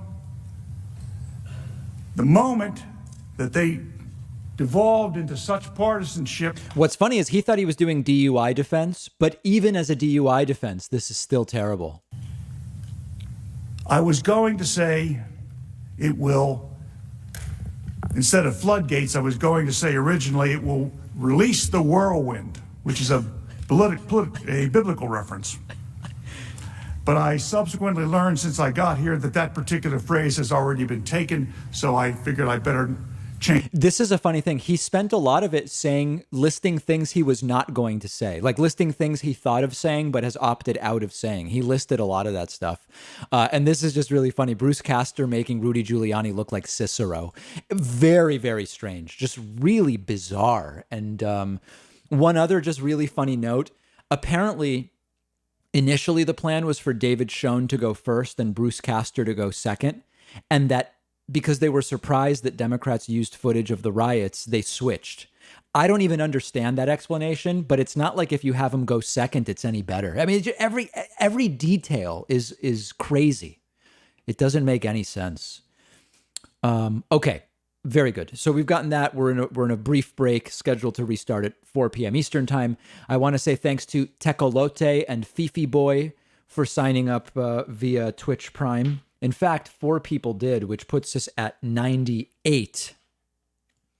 And also, thank you to Alexander Casas and Dirk Bastert von Bruno, putting us at exactly 100. You know what I like to say. Let's go for 2. Why not? Let's go for 2. Okay, other super chats coming in. David, do you think there's a correlation between intelligence and gullibility? The more intelligent you are, the less gullible. No, I don't know that it's that clear. For example, think about gullibility to tech scams. There's lots of really smart people, doctors, college professors, etc., who merely because of naivete around technology, they're more liable to fall for some of these phishing scams. I don't know that it's that clear of a correlation, intelligence and gullibility. I think it's more complicated than that. Robert says, keep up the good work. Appreciate that. What's the barrier for a secret vote? This is a good question. They could decide on this being a secret vote when they eventually vote by a simple majority, but it would only take 20 Republicans to cancel it. So that's reportedly why they're not going forward with it. David, do you think it's plausible that a lot, if not most, Republicans know how wrong this is, but they're not willing to convict Trump anyway, due to a loss of constituents, perhaps? Absolutely. Absolutely. I think Ted Cruz is nutty enough that he really thinks that acquittal is correct. I think there's lots of Republican senators that know that a conviction is appropriate, and they're just not considering it for political reasons. Michael says, I have a feeling the Republican senators are going to say that they're voting against conviction because of how compelling the defense was. Absolutely. You are going to have Republicans who say, I came into this with an open mind, and I just listened to both sides, and the defense counsel made a great case, period. There's no question that is going to happen for some of these folks.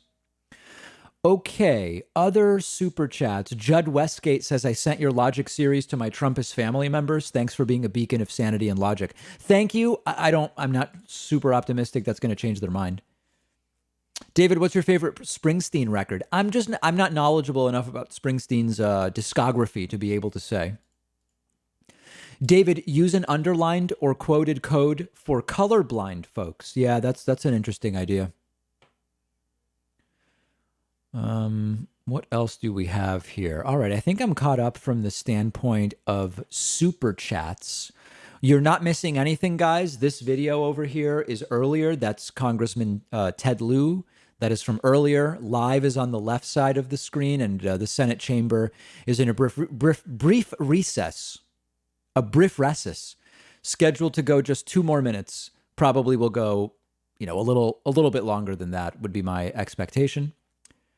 Do I have more unban requests? No, I don't think so. Earlier we did a segment where I went through unban requests with you guys and we adjudicated them live on stream. And I did do some unbans, and then there were also some confirmed permabans. I don't think I have any more. We really only get a few every once in a while. Let me see here. It's looking like 0. Yeah, I don't have any unban requests. Not currently. Okay, tomorrow on the show, I will be talking about there is now an actual criminal investigation going on in Georgia because of Donald Trump's supposedly perfect phone call asking for 11,780 votes. I'm going to be talking about that on the program tomorrow. What else do we have? We'll review day 2 of the impeachment, of course. We have an interview tomorrow. Who is on tomorrow? I don't even know. Let's see. We're interviewing Michael Kinch tomorrow, who has a book on the history of vaccines. I think it'll be very illuminating for some of the anti-vax folks. We will talk about Georgia prosecutors open a criminal investigation of the Trump call. We will talk about, what else do I have? Yeah, tomorrow is already a big show. Yeah, I'm not going to preview everything, but tomorrow may actually be a good one. Unlike so many of them. Tyler Dennis says, what about the dude crying over the poem? Yes. Now, which of the 2 attorneys was it that cried over the poem? It was David Schoen, right? Not Bruce Castor. Yeah, it was Schoen, right. Good Lord, I wasted so much more money than I thought. Look at other super chats. Trump is the next Ross Perot. Okay, I'm sorry. Let me find other super chats. MABO6. What are your thoughts on conviction? I don't think it'll happen. McConnell avoiding Perot repeat. I didn't understand that one. Okay, I wanted to save a little money. The path to the guilty verdict is behind the scenes. McConnell's pushing Republicans to vote guilty because he doesn't want a repeat of Ross Perot. Do you really think Trump wouldn't run again? I wouldn't put it past McConnell to do that. I just don't think it'll work. I don't think McConnell's going to convince 17 Republicans to vote to convict. Nurse Betty says, I think there's about 70 million racists in the United States.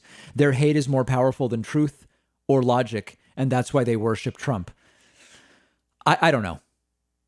I don't know.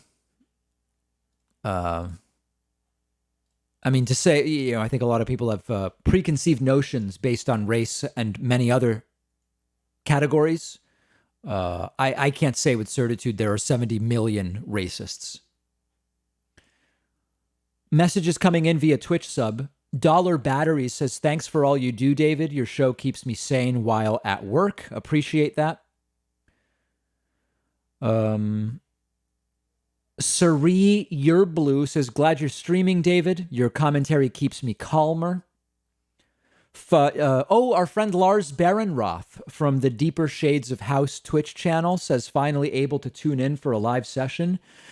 Turning into a streaming machine myself. Yeah, you guys can check out twitch.tv/Deeper Shades of House. And thank you to Scarlet Lighting and Artificionado. Interesting spelling there. Very, very interesting. We are not missing anything. Everybody relax. This is earlier on the right side of the screen. Live Senate recess, scheduled to be back 2 minutes ago. And we'll be probably coming back within the next 5 to 10 minutes or something like that. Everybody calm. Everybody calm. No big deal. Big thank you to Daniel Chapman, who just signed up at joinpacman.com. And also thank you to Larry Spencer, who just signed up at joinpacman.com. Thanks, guys. Appreciate that. How long is this expected to go? I don't know the answer to that. My thought is the House managers get 8 hours for their presentations. Because we're already 4 hours in and they're coming back, my guess is they're going to try to go with all 8 hours today. Does anybody know for sure one way or the other? I've not heard them say, but they may go the full 8 hours today. Meaning this could go until, with breaks, 9 p.m., 9:30, something like that. I probably will not be able to stream all of that. At some point, I've got other stuff I need the computer for, and I'm not going to be able to keep streaming. People think so. Oh, 1 hour, then they go on a vacation. Yeah, there you go. Interesting. So they're going, oh, wow, they're going to go the full 8 hours. Okay. Yeah, so I'll probably do the next couple hour section. And then we'll be back with you tomorrow. Nurse Betty says, how many people voted for Trump in 2020? About 75 million. Ivan says we can't see Super Chat. Is that on purpose? No, I don't have my normal setup today. I have an extra monitor down here. I am I believe tomorrow I will have what I need in order to put Super Chats up on the screen. I just, in my normal setup, I've got 5 monitors, and it's much easier to put those up on the screen, just unable with the current setup, but we're going to get that set up very soon. Caleb says, my neighbor's flag, according to Google, is the Stripes of Rebellion. It's replaced his Trump flag. Have also seen his Come and Take It and others. Yeah, a lot of people write to me about the flags that their neighbors have and how a lot of flags were quietly taken down the day after or days after the election. Okay, what else do we have going on? There's people in Twitch chat who are furious with me, and I can't tell why. Somebody's always mad. What am I not talking about that people need me to talk about? An executive order, guys. I don't know. We're dealing with impeachment right now. People are always mad. I don't even get it. I'm always doing the wrong thing, no matter what's going on. Isn't it obvious, like the insurrectionists Castor and David Schoen are Antifa plants being purposely useless to scuttle Trump? I wouldn't be shocked if somebody said that. I wouldn't be shocked if somebody said that. Somebody's furious about the coupon code. Okay. Can't do much about that. Oh, do I have any voicemails? That's a fair question. Let's see. I haven't looked. We had a really wacky voicemail yesterday. Let me see if I have anything extra. Probably extra wacky would be fair to say. Let's see here. I don't know. Oh, no, I do. Here's a Troy York. Let's just listen. I know Troy York is divisive among the community. Let's just see what he said. Yeah, David Packman, this is Troy York. Wow, I'm just watching Greg Hunter. As usual, I have no clue who these people are. Greg Hunter, the Bosch twins, all these different people. He has his own channel. He's not on YouTube anymore because YouTube censors the freedom and rights of individuals from expressing themselves, debating the election fraud. And what is he talking about? Does anybody understand what he's saying? He had Craig Paul Roberts on his program. Craig Paul Roberts. Sounds like John Wayne Gacy. I never know who these people are that Troy watches. I would love to see you debate Craig Paul Roberts, former Treasury Secretary to Ronald Reagan. He's a viable, great speaker. Craig Roberts is on many YouTube channels, and he pretty much explains how this country... Pretty much explains. I like that. The left wing has no respect for tradition, for this country. And Craig Paul Roberts says that we're moving into a dictatorship. That this is something that's very common that these right-wingers will do. They'll come up with arguments like, this entire impeachment really goes against tradition. Hold on a second. Did Trump do something worthy of impeachment? If yes, then the House should impeach. If the House impeaches, there should be a Senate trial. The members of the Senate should then adjudicate guilty or not guilty. It's like they're violating tradition. It's sort of one of those meaningless arguments. It's one of the meaningless fundamentals of conservatism, right? To conserve what was done before merely for the sake of conserving it. Soviet style, Soviet States of America type ideology, and this has been brought upon, I believe. He doesn't say, but I'll say, Craig Paul Roberts won't say this, but I'll say this, that it's been brought brown by massive immigration. Did he say it's been brought brown? Is that a Freudian slip about when he says immigration, does he mean brown people? Seems like a Freudian racist slip. Of socialist-leaning sons of bitches from throughout the world who have no care for our Constitution, don't care about this country. Paul Craig Roberts is a great man. He's a patriot. And we need more people like Paul Craig Roberts to resist this grown authoritarian direction that the Democrat Party seeks to establish a one-party state. They want to impeach. By the way, this goes the full 2 minutes and 59 seconds, which is the max for a voicemail, and then it just cuts. And who's no longer president for their kabuki theater.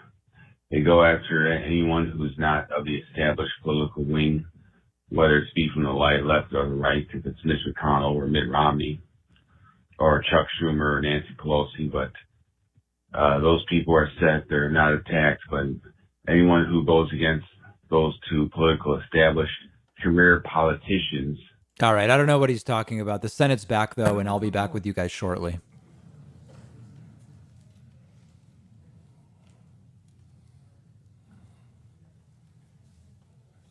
Turn this off.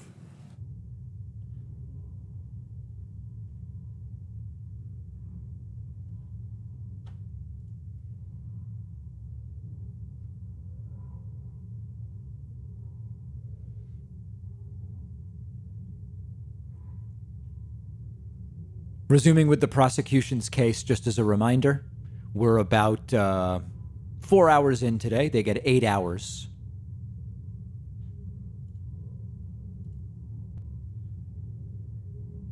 Not sure what this delay is. Maybe just people sitting down.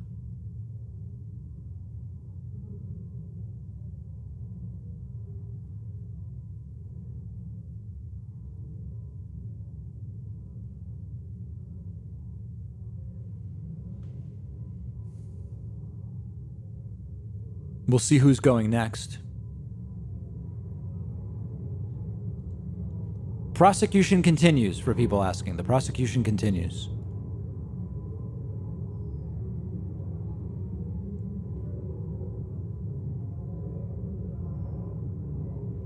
I believe, is this Bruce Castor right here? And this is David Schoen.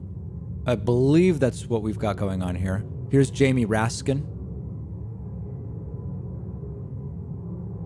Of course, Senator Patrick Leahy presiding over this.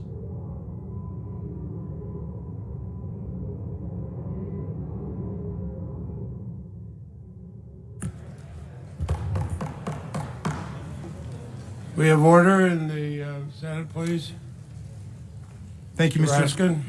Thank you, Mr. President. Members of the Senate. At this point, Representatives Plaskett and Swalwell will take you through the actual day of the attack. They will recreate the attack as it unfolded, focusing on the threats to Vice President Pelosi, Vice President Pence, Speaker Pelosi, the joint session, and law enforcement. I do want to alert everyone that there is some very graphic violent footage coming, just so people are aware.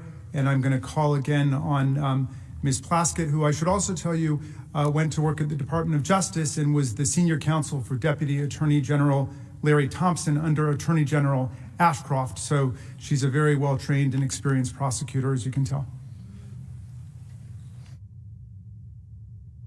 Just going to hang a few more minutes and see what she's bringing to the table here. Mr. President, senators, almost all of us were here on January 6th, and we all have our individual experiences, what we felt, what we saw, what we heard.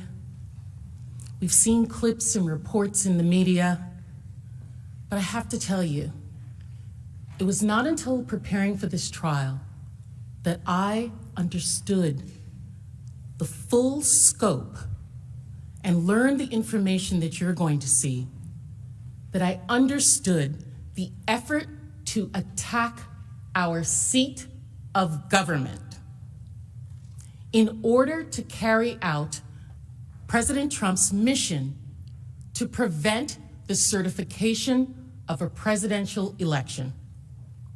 It was an attack to our republic, to our democratic process. My colleagues, Manager Swalwell and I, are going to walk you through the attack onto the... Hey, you know what, guys? Unfortunately, I'm going to have to make a particular decision.